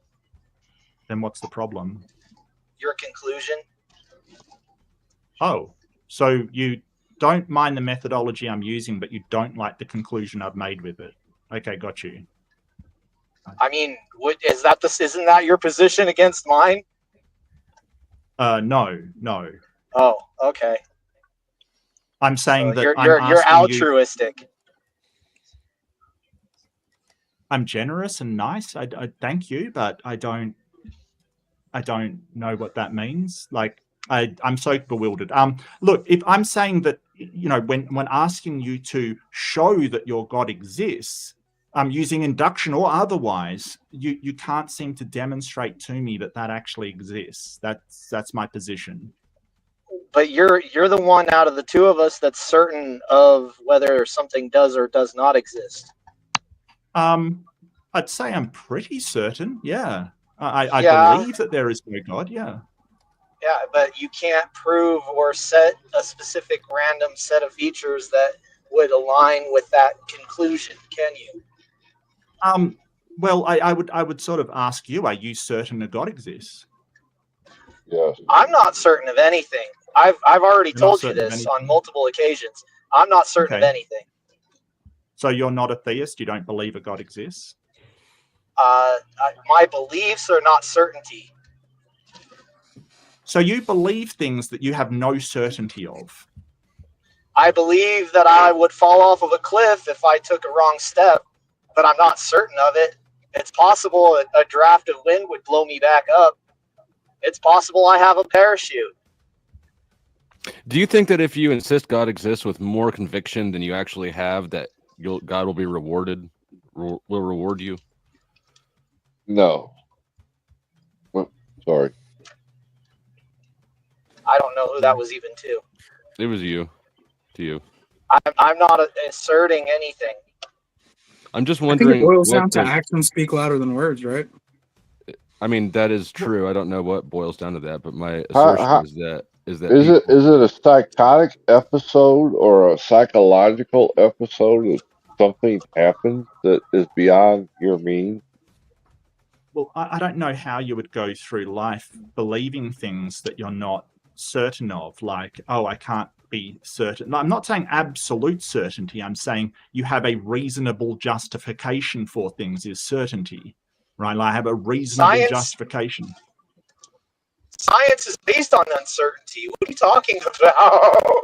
Okay. Mark, what about our moral compass? Where do we where as a society have we defined the moral compass of good and evil? Sociopaths and empaths, this kind of thing, right? Well, morality's got a very specific definition. It's the code of conduct that all reasonable people would agree on. So I'm not sure psychopaths or sociopaths would fall under that. I don't think they're actually being reasonable. But that aside, I am a meta-ethical relativist, which means that I think that humanity in general shares goals with each other. We all have a goal. Generally, people will want a safe life. They will want food. They will want water. They will want shelter. They will want a sense of community. And I think that those needs form a basis for morality. So I consider morality to be anything that gets you towards that goal, and anything that moves you away from it is immoral. So yeah, go ahead. The interplay between wolves could substitute and be completely relevant to society. Is that where we're going here? That's a question that's often brought up, and I've debated, do animals have morality? And they certainly do have a proto-morality, right? They have things that they punish each other for. I bring up the example of capuchin monkeys, which seem to have a punishment for lying or pretending there's a threat from a predator there in order to steal food. They'll be punished by the society for that. But I don't think it's a code of conduct. I don't think it rises to the level of morality where Why we say... not?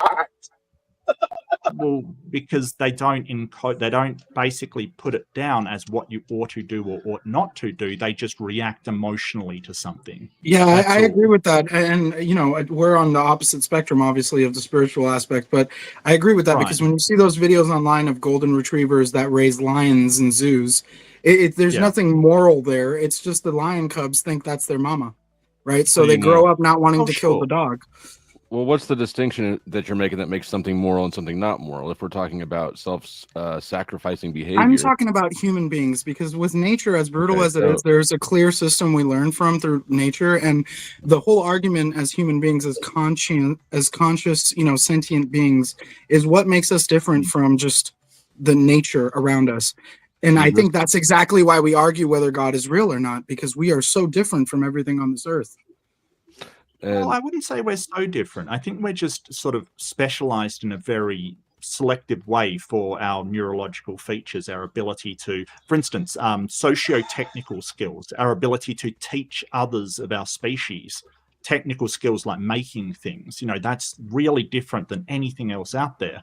But other animals do have things that they're better at than us. Like, for instance, chimpanzees have incredible short-term memory. Chimpanzees will beat humans on short-term memory any day of the week because that's what they use.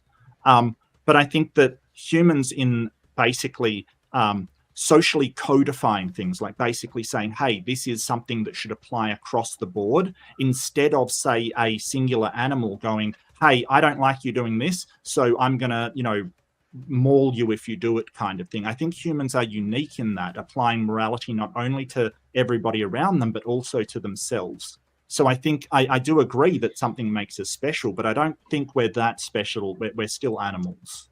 Morality is very pragmatic. There might be a Sure. substitute between short-term and long-term gain, but Yes. most immoral behavior, there is a pragmatic reason, aside from punishment, absolutely. why you would not Hmm. do it. Aside from punishment from the law, I mean, there's a Yeah, natural and recourse. I think you're right, Dustin. I think it's largely social cohesion. You know, like there is that what is going to get us to a socially cohesive way and what will be in our best interests. And that's why I'm a humanist, because I care Did you about just human agree beings. with me? Hold on. I'm like if I did, it literally was sitting accidental. beside myself. You just agreed with me. There's no accident there. You just agreed with me. In what Okay. way? I gotta run, but I would like to ask Mark a question before I leave. I just heard something sure. earlier. You had said that that everything you believe is not based on faith. But would you say that axioms are faith based? I don't think all presuppositions are faith-based. I don't think the presuppositions that my senses are true are faith-based, because there's definitely something there to base them on. It is not just well, I've got no evidence of my senses, right? There's definitely evidence there of my senses. If you stab me, I'm hurt, you know, and I will feel that.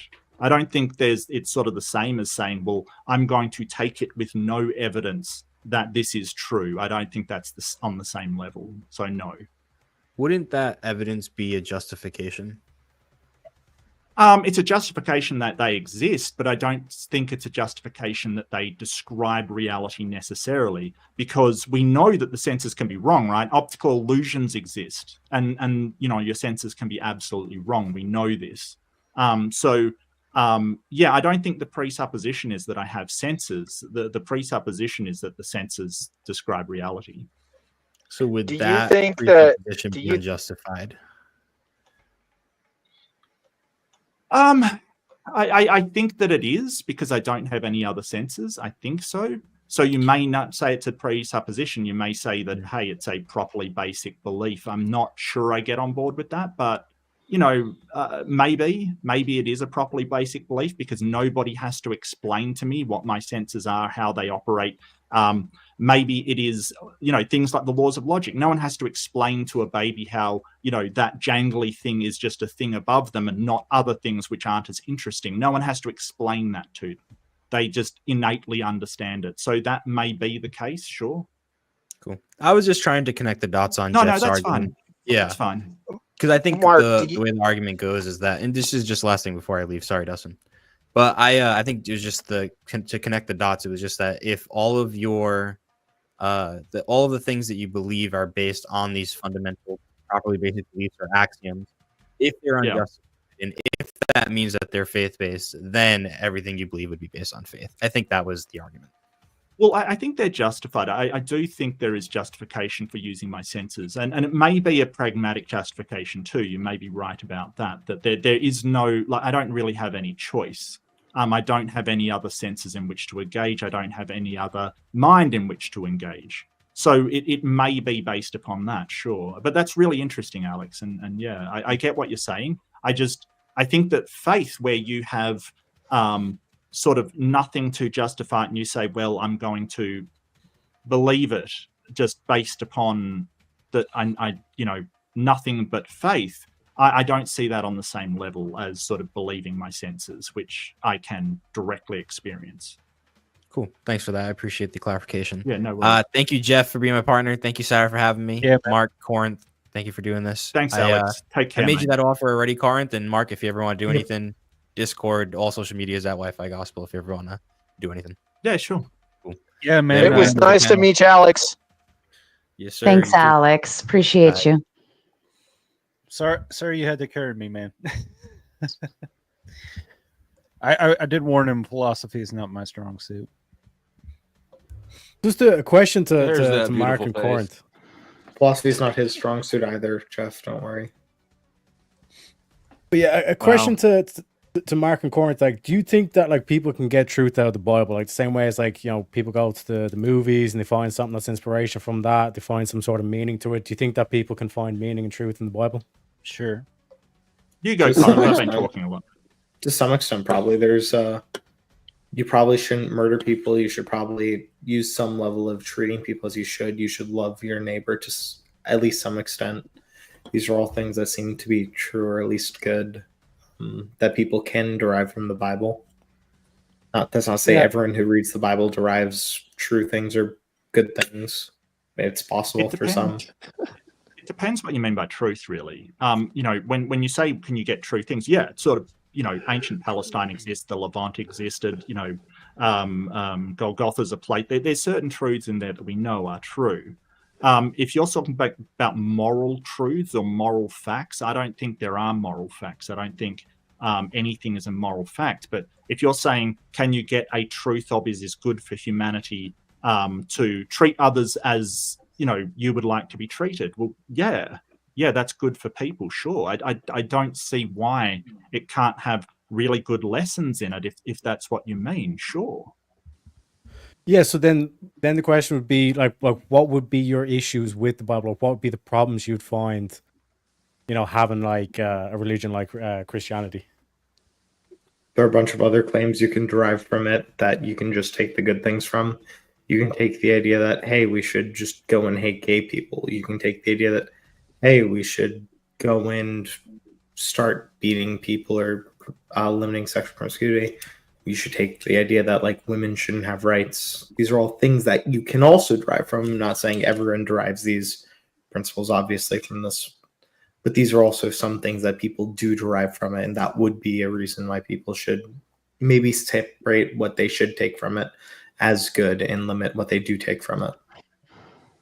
Well, I Yeah, think just that's the like any- variations I of agree. the views of humans around the world, right? Because for theft, for example, in a lot of states in the United States, you can steal up to a certain significant amount of USD, and there's no prosecution for it until you do so.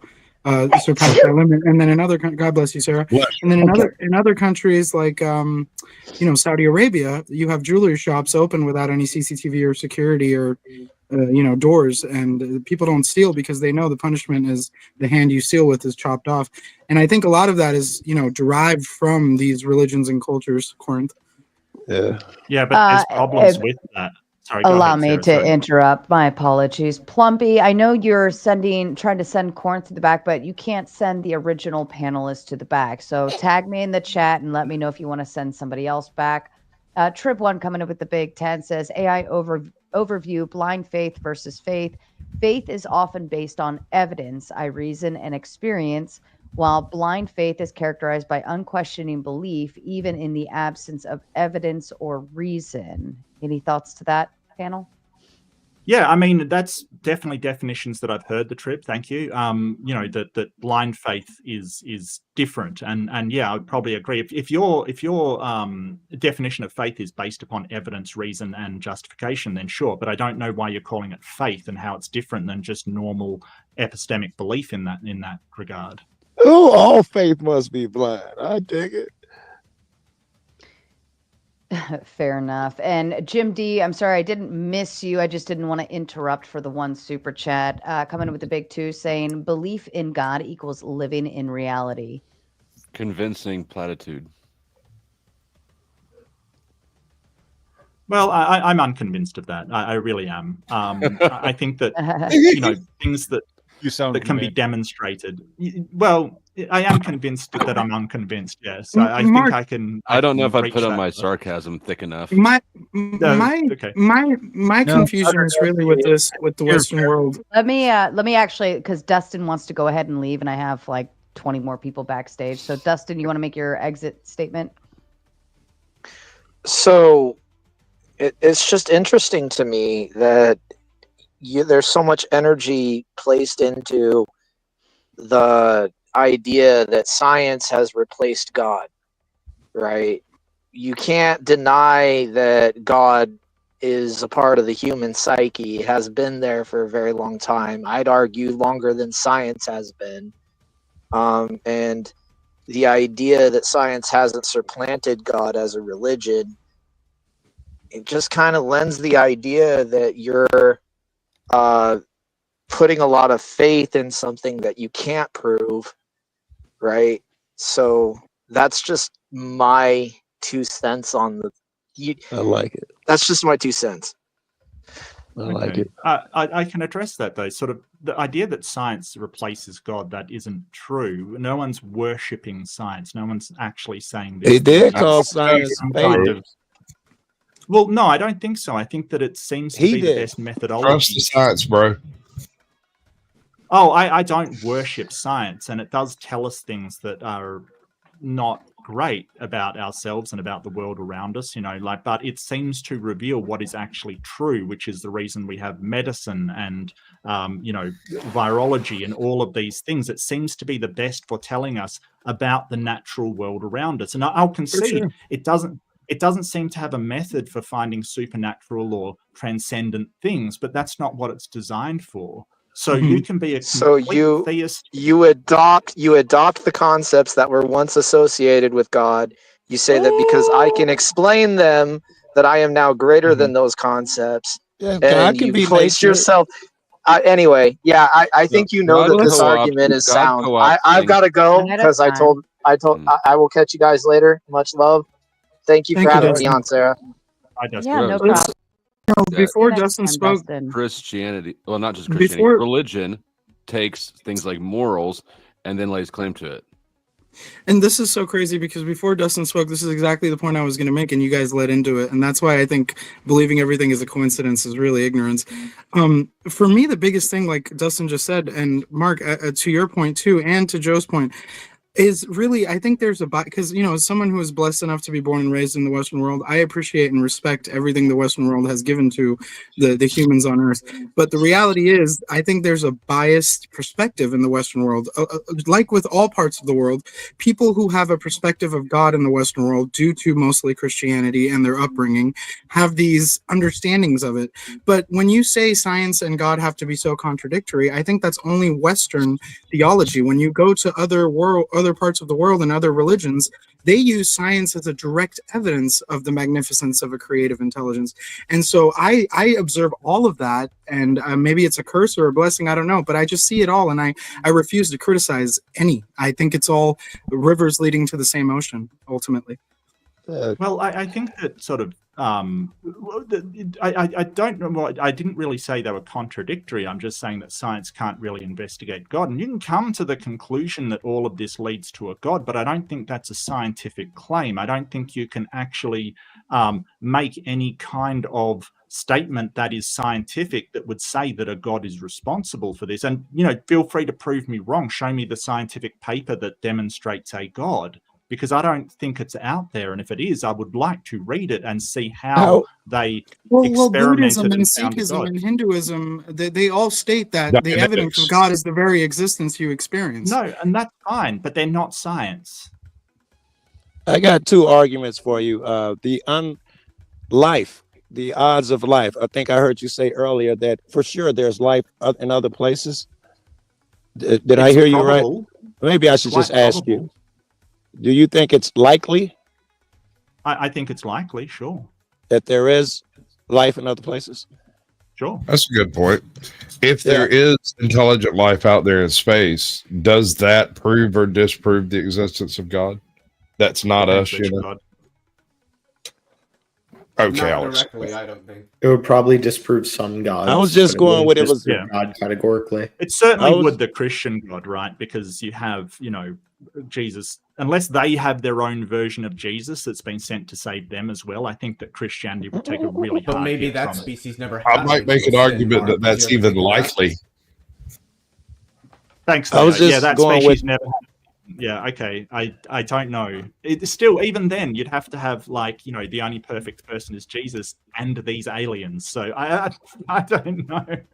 Well, I think the main point is that it's like, for example, like typical thing of like falling into scientific method and all that is that the actual thing being tested has to be falsifiable. So an example of this would be like, could there exist an aliens that like are so technologically advanced that we can't even detect them? Like that claim is unfalsifiable because they're so sophisticated we'll never be able to detect them. Anything's So it's the same possible. thing where this is where they kind of say where science and religion is opposed, because like God, by definition, God is like, you're not able to test for God, all this kind of shit. But like I think another key point to touch on as well, because sorry, my mind's all over the place, like was this whole thing of like dogma. There is dogma in science, but it like science itself is not a religion. Do you know what I mean? So when Fauci got on an interview and said, I am the science is settled, all the shit, that's literally contrary to science. Science is like developing, it's constantly being developed. So to say it's all settled and it's like the knowledge is static, all this kind of shit. Knowledge is dynamic. It's constantly getting added to, tweaked, all this kind of shit as we experience and we discover more, all this kind of thing. So I think that's kind of the main danger with religion, especially fundamentalist religion, is that you can, on faith, take a stance that goes against all of your country's laws. Like fundamental Islam, for example, will on faith ignore they will override free speech in the constitution. Purely because it's like, no, that's blasphemy to God to dare question Allah or whatever the fuck. Do you know what I mean? But like that's when you get into dangerous. But that's just dogma in general. That's not necessarily For sure. religion. For Because sure. like, But I like mean, they gave the threw example, like, the wasn't it truth is Galileo nothing they but- threw in jail for saying the sun was the center of our solar system? Was it Yeah, Galileo or Aristotle? it was home confinement, I think.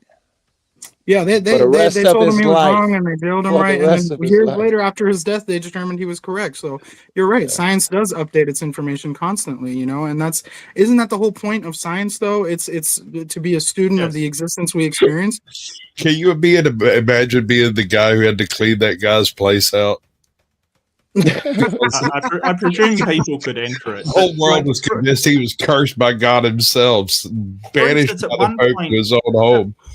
At one point, they thought they had physics all sorted out. We had everything understood. There was just a few little things that we had to sort out, and then somebody came up with quantum physics. And then suddenly we realized that everything we have to take Was it a woman? That was my second proof No, of God. no, The first one, if I could, the first proof was I was just trying to say the likelihood, and it got strayed. It's unlogical, unlikely that we're this lucky, that we're that close to the sun.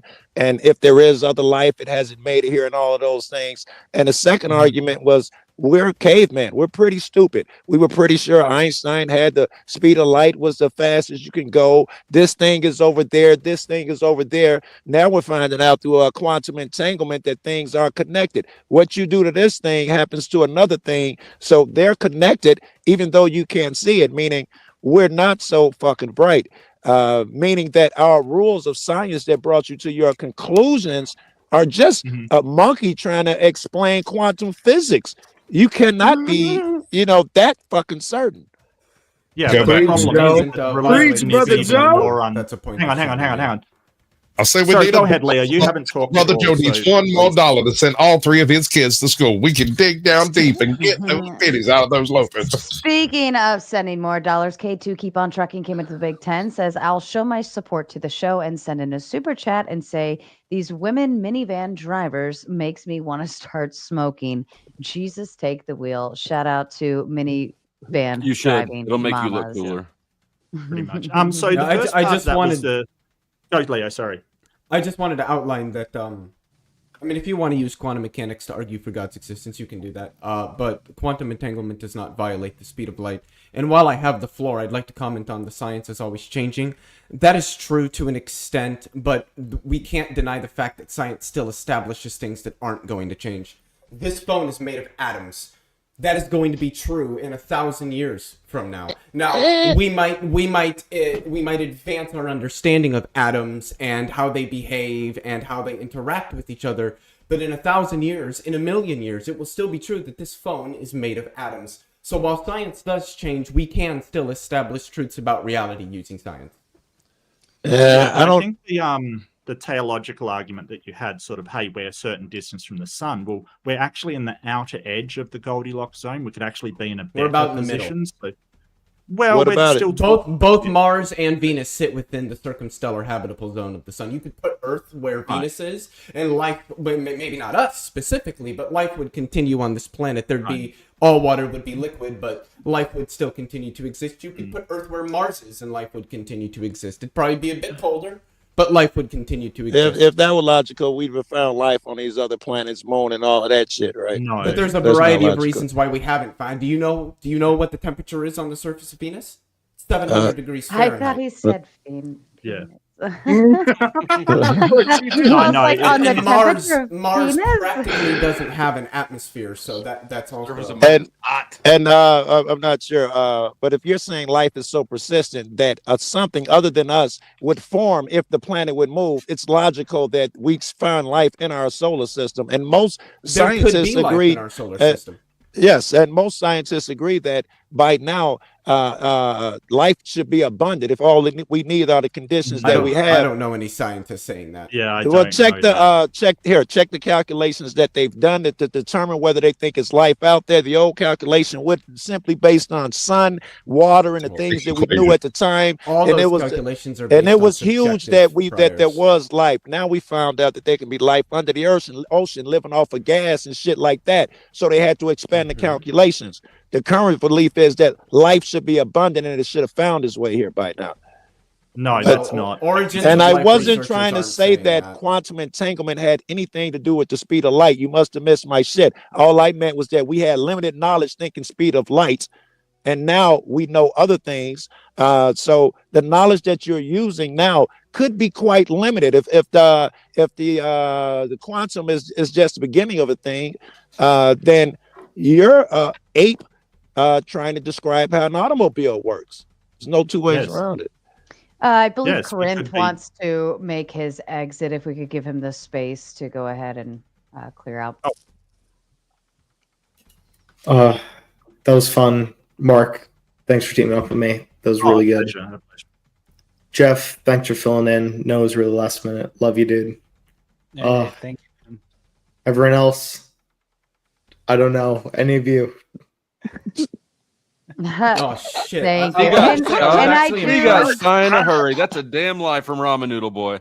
I do actually Savage. want to give a big shout out to Jeff because the Yeah. person who was originally going to be in that role backed out a semi last minute.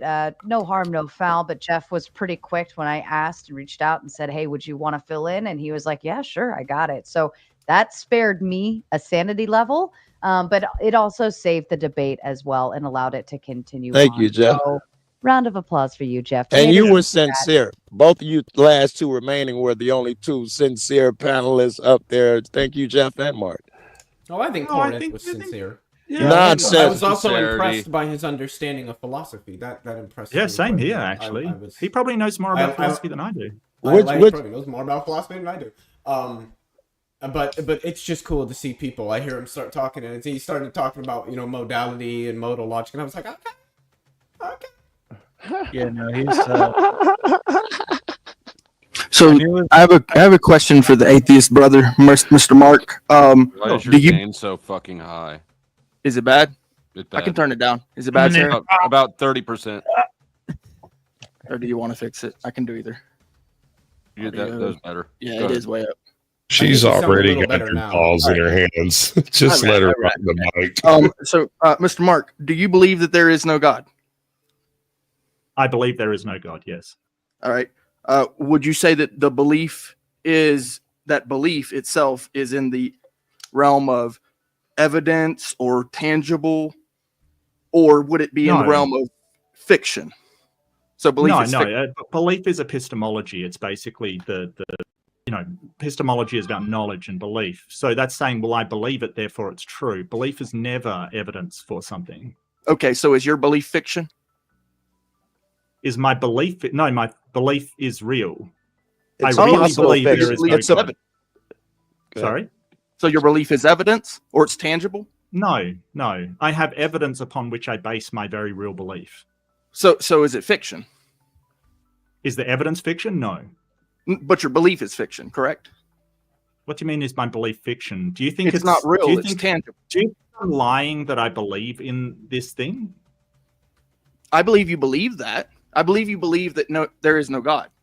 But your Right. belief, So how is it fiction that when the proposition I believe there is no God is true, correct? you may believe that, but I don't know whether Yes, it's and true or that not. is true. There's no way for me to know. And while you Well, two yeah, are fooling around, I just want to send a big shout out. We just got a big Crucible raid coming in, so the numbers are spiking up already. Shout out to all of the Crucible crew. Rachel Wilson, I see you in chat. Mr. Enning, I'm just going to say Mr. E, I can never say it. And thank you to Andrew Wilson. I appreciate you all. I hope your debate went well.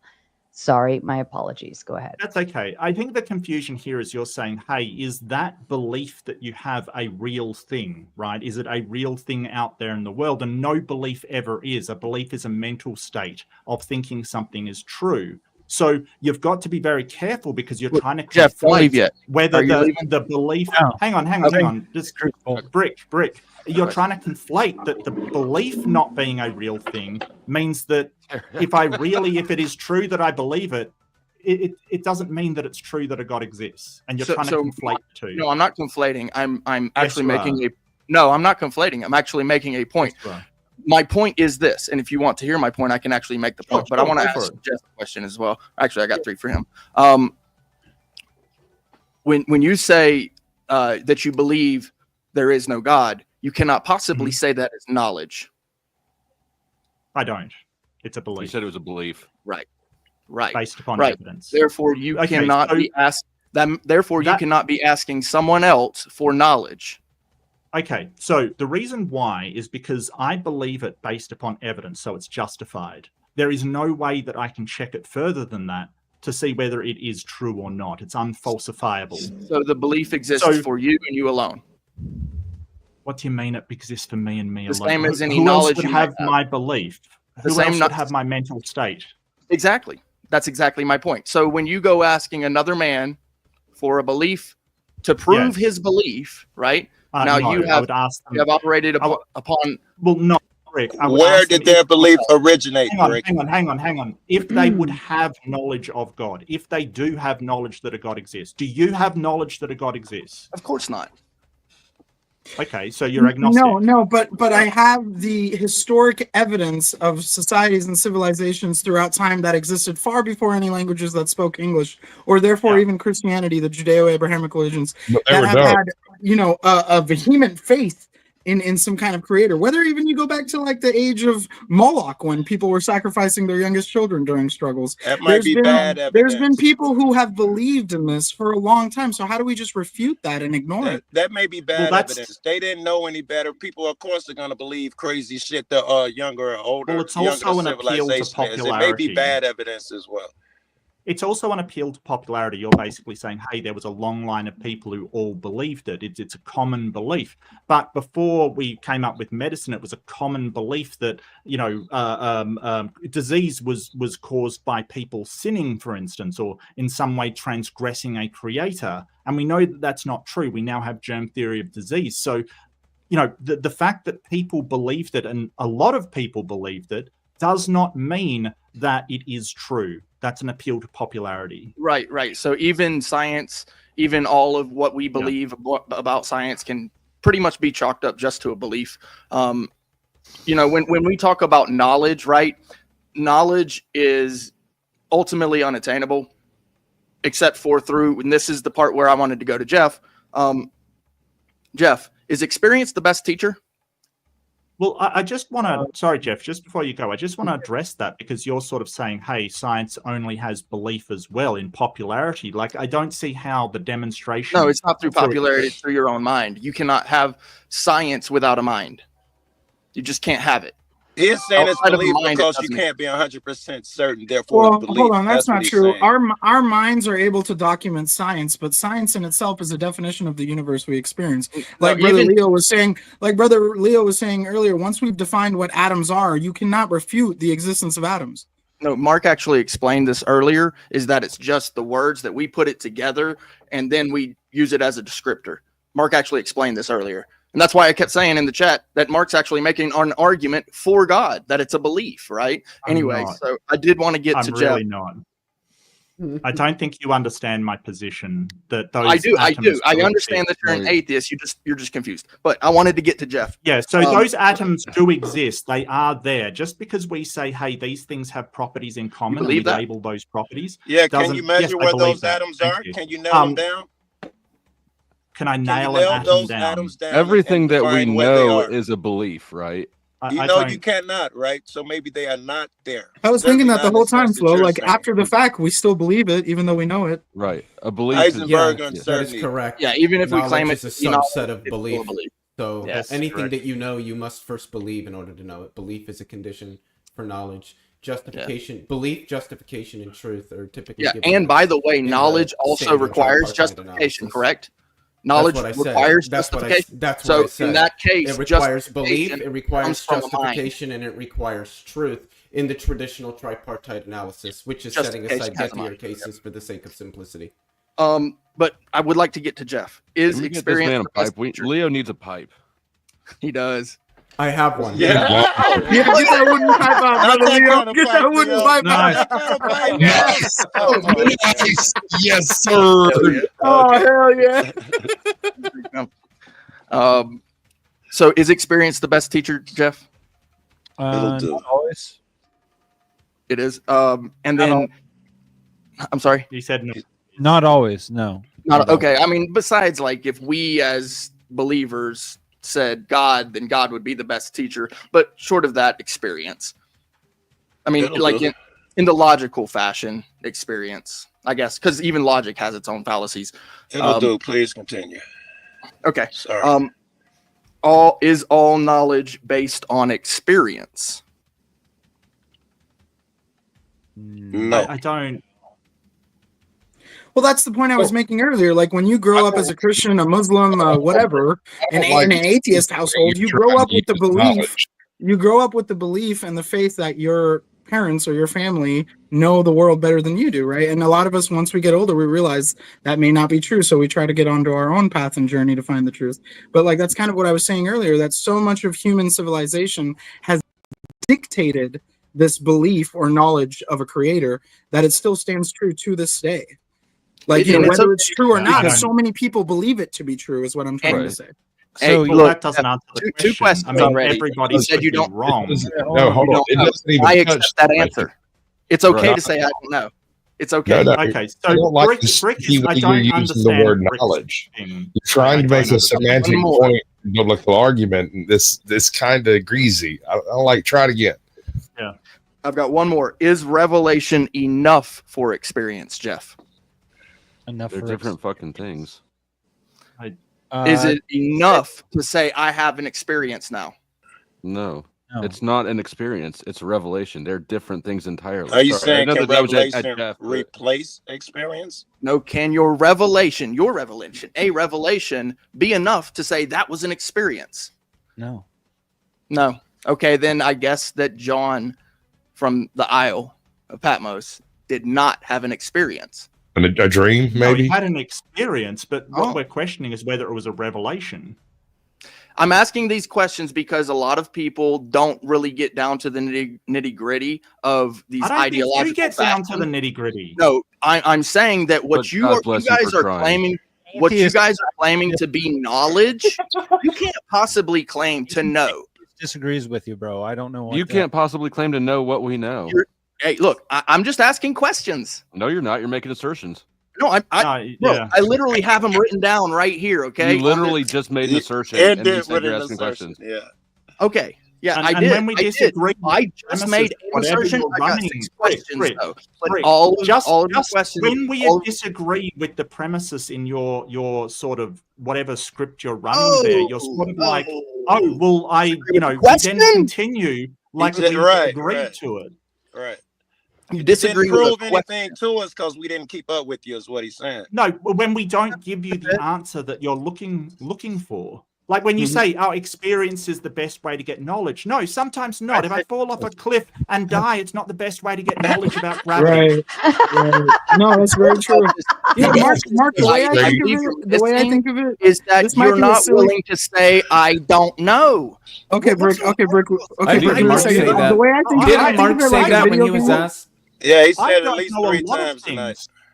No, you're afraid of it.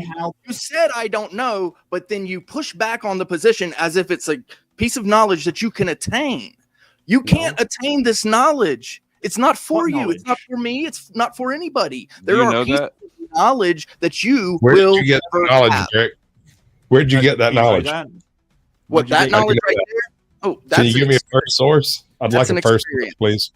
That's an So you experience. don't make knowledge through experience by knowing that other people can't I know it. believe it is You true. already know. I'm sorry, that's not going to. By the best teacher. Now, if you don't want to believe it, that's cool. That's cool. I'm only asking questions that people are afraid to ask. Brick, do thoughts exist?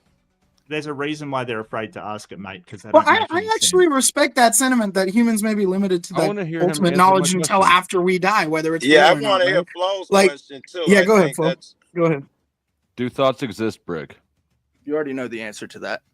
I want to hear you say it for people, though, so that they know who they're talking to. That's my point. Why ask the question? To demonstrate Well, to what's the the outcome? audience who you are and what you think. They already do know thoughts who I exist. am. I've been up here on Sarah's panel. In fact, I don't I've know been who up you up here are. on Sarah's Wait a sec, Brick. You just tore into you just tore into to why I didn't Mark, come. and now you're dodging the question. I And you're saying, "Oh, people are just afraid to ask the questions." Answer Flo's question. Do thoughts exist? Yeah, it's a simple question. It is. Do thoughts exist? Question. I don't believe so. Oh, So I would say no. thoughts don't Okay. exist. We have Say this no. conversation. There it is. There Right. it is. So I can't It's tell you kind whether of it's like peeing on a wall. Maybe for Brick, because it does sound like he doesn't fucking think, so he wouldn't have thoughts at this point. What gentlemen, one at a time. Brick, Brick, make your what do you- claim there, buddy. What do you mean thoughts do not exist, Brick? They're not real. They're not tangible. You can't hold them in your hands. Oh, I dig that in that sense. I'm with you. Yeah. It just leads to the simulation theory. Like if I'm playing a video game, it's not real, but the concept, like what fascinates me more than anything is, Mark, you're the greatest non-NPC character in a video game, right? Because you're willing to question everything that most people are willing to just believe. So it's ultimately the creator of this video game is probably far more fascinated with individuals like Mr. Mark Reed, who actually question things and are willing to, question what the truth may be instead of just falling in line, because that's what the older people before him said. So I try to have an open mind when it comes to this debate. I don't just pick a side and become loyal to a fault. Well, I don't have a problem with anybody believing in a god. I don't have an issue at all. Like they can believe whatever they want because I can't prove the god doesn't exist. So I can't, I don't dislike that. What I have a problem with is some of the negative effects of those religions have. And you're fully entitled to your beliefs, but I believe there is no god, and so I think I'm entitled to mine as well. But thank you, Tomato. I really appreciate it. Mark, and I think, yeah. Sorry, Can, Joe. Go ahead. Yeah. Let's say I'm gonna equate this life to a video game. Sure. If you're in a video game, can I call the creator of the video game God? Is that all right? Well, it depends on their properties, right? Like possibly, yeah. Okay, I mean, possibly. if That'll they're aware of everything, because even in a video game, I don't think the creator of a video game would be aware of everything that happens in that video No, game it'll in do for all what I want to locations. do. I just want to Okay. move it to, is it possible that this world, if it is a simulation, then we can call whoever created it, we can consider him God in the same God terms we gave the first guy, if we can Sure. prove this is a simulation. Sure, but I don't believe it's a simulation. I think that has Very good. That's an easier proof than to prove God. I think we could prove this is a simulation. Really. Yes. Everything we think seems to be untrue. It seems like, for instance, you once thought that when I hold up these cigars, I'm actually touching the box. Turns out that there's a magnetic field that would never allow me to touch this thing in reality. We thought we were sure, 100% unobjectionable fact that I'm holding this Oh box. hell no. Now we're not even touching it. We know we're not even touching this box. How does that get you to a god or a simulation? Well, the best way it turns out to find out a simulation is to zoom in on it. You zoom in on other simulations, they pixelate, the rules break down. Looks like when you zoom in on this world, it breaks down. You can't find that atom that you were so sure of. Heisenberg, on certainty principle, says the more you try to narrow it down, the less you'll find it. No, We can't no, make that's not what it says. Okay. No, The reason no. The reason we can't make computer chips any smaller is because we can't determine what a damn atom's gonna be.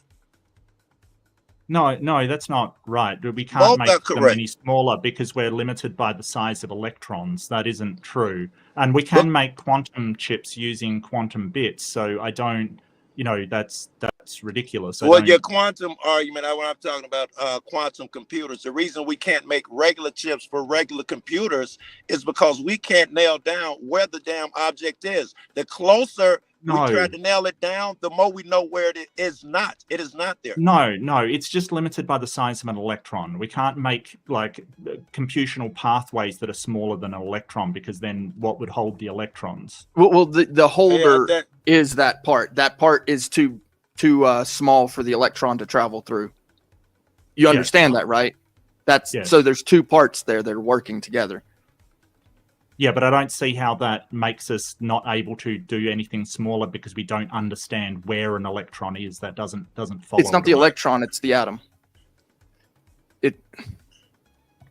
Well, we can define the position of atoms. My point was that the rules break down. The rules change on a smaller level. Here, I'll give you another example. You take that doesn't prove that it's a simulation. It just says no, that when no, you I'm go just trying to further prove that into it breaks a down for atom, now. that it goes into subparts from there. That's we haven't found anything that has an atomic level, but we think that the quanta is the smallest packet of information that you can have in the universe, like the quanta. But we're not 100% sure of that either because we haven't managed to break a quanta down. So that's aside my point. My point was that what we think is solid reasoning here. If you do a 360 and turn around, I'm looking at your face again. We think that's 100% certain. The quantum rules don't follow these rules.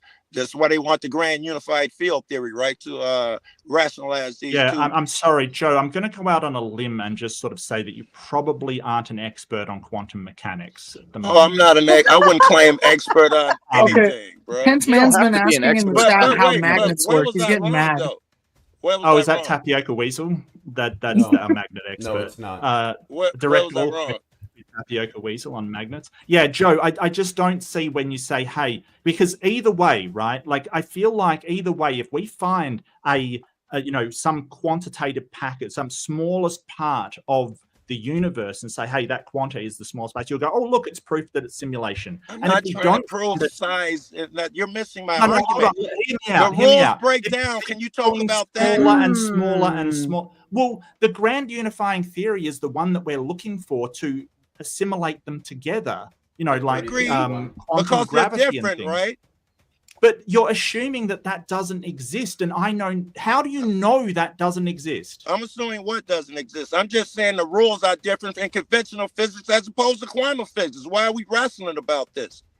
No, if we can find a grand unifying It's- theory, has- it will unify the two. We haven't Where is found it? it. Where You're is it? saying The four. Joe, he's saying that he believes we can find it. He's not saying that we have found it. He believes that we can. All right. And speaking of finding things, Joe, Nico Pluto coming with a big 2 says, Cruci blesses. Hello, weirdo. Thank you. Plumpy with the big 2. Stay wild out there, Brick. Plumpy again says, Simp Bucks. Thank you. Plumpy coming in is again saying, Brick, what's your favorite Skittle color? He meant skin I color. do not. It's I a do not euphemism eat for Skittles, skin but color. if I had to choose a favorite color, because my favorite color is green. Red's the best. Eat Skittles. Gay. No, I don't eat Skittles. Did you determine that? Blasphemy. Brock E. Shepard trying to utilize his membership to kick Dusty, but Shame, unfortunately, it shame. doesn't work like that. That's just your free ability to say something without you've already used to say something. Yes. You And now can't you use burned it to that kick one. anyone. Yeah. Chris Thompson in with the big. Okay, Chris Thompson in with the big 2 saying smartwatches have a processor in them. And last one, John Cassell with the big 10. How bad does this guy want to be Morpheus? And on that note, I'm not Mark, sure if he's I talking will. about Mark I'll or take it. Leo. Is that Mark or Leo? I'm gonna assume it's me. I mean, I'm so bold. It's Leo's got the ridiculous. chair though. Hey, I'm bald. Yeah, Dude, Mark, yeah, I'm yeah. bald too, bro. Fuck him. Fuck him. I'm Professor X in this bitch. We're both bald brothers, bro. Right Put the hat back right on, Tomo. Embrace it. Anyway, And I just Mark, want to give you want to a make sorry, your go ahead. closing guide? No, Yeah, I I wanted wanted to give a big thank you to Jeff and Alex and God, I've forgotten his name now. Corinth. Corinth, yeah, absolutely cool. Was really, really fun. Thank you so much, Sarah, for hosting, and thanks everybody for watching. I really enjoyed it. Good to see you. Everybody, take care, be well, and yeah, I'll probably see you next time. Good seeing you, Mark. I don't mean to Yeah, cut good to you see you, off, Leo. Mark, Much love, man. Going Hey, to get some sorry. lunch, huh? Hold on, Jeff wanted to say something. Go sorry. ahead, Jeff. Yeah, no, I'm sorry. I didn't mean to cut off your ending. If I want to chat with you later, where can I find you? I'm over at Mark Reed Atheism. I have in my video descriptions, I do have a Discord if you want to join that. But yeah, my link, I should be linked down the bottom, Sarah, is that right? Yeah, and Jeff, I'll send you his Discord username so that you can reach out directly. That's how I talk to him. Mhm. Oh yeah, sure, no problem at all. Anyway, take care, everybody, and I'll see you later.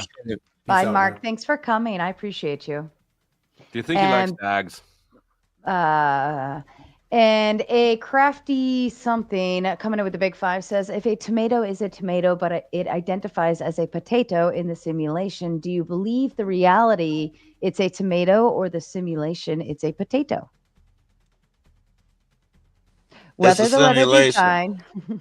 I believe if you cut it into strips and fry it, it's tasty either way. How much wood Fair does enough. the woodchuck chuck if a If a woodchuck would? woodchuck would. Fair enough. And Robert Kamita with his membership, just to say something. I like you, Robert. I love it. And Chris Thompson in with the Big 10 saying January at Northwestern University in Evanston, Illinois, have developed fiber optic technology capable of teleporting quantum information through the same lines that carry conventional data traffic. I heard about that. It was a big deal. Y'all are getting way too nerdy for my taste. Right. Yell more. I'm sorry. Do I need to stop coming here? I tried to ask Brick what his favorite skin color was, but he wouldn't answer me. Oh, he's a and racist. Mark, I'm gonna assume if Mark you're still watching, I'm gonna assume maybe you want me to cut your stream off. I'll go ahead and do it just for safety purposes and stuff. If you're gonna leave and everything, so I'm gonna go ahead and remove it. Anybody that's watching over on Mark Reed's end, I'm at the Raging Tomato. You can find me here if you want to continue on with the party. The gauntlet.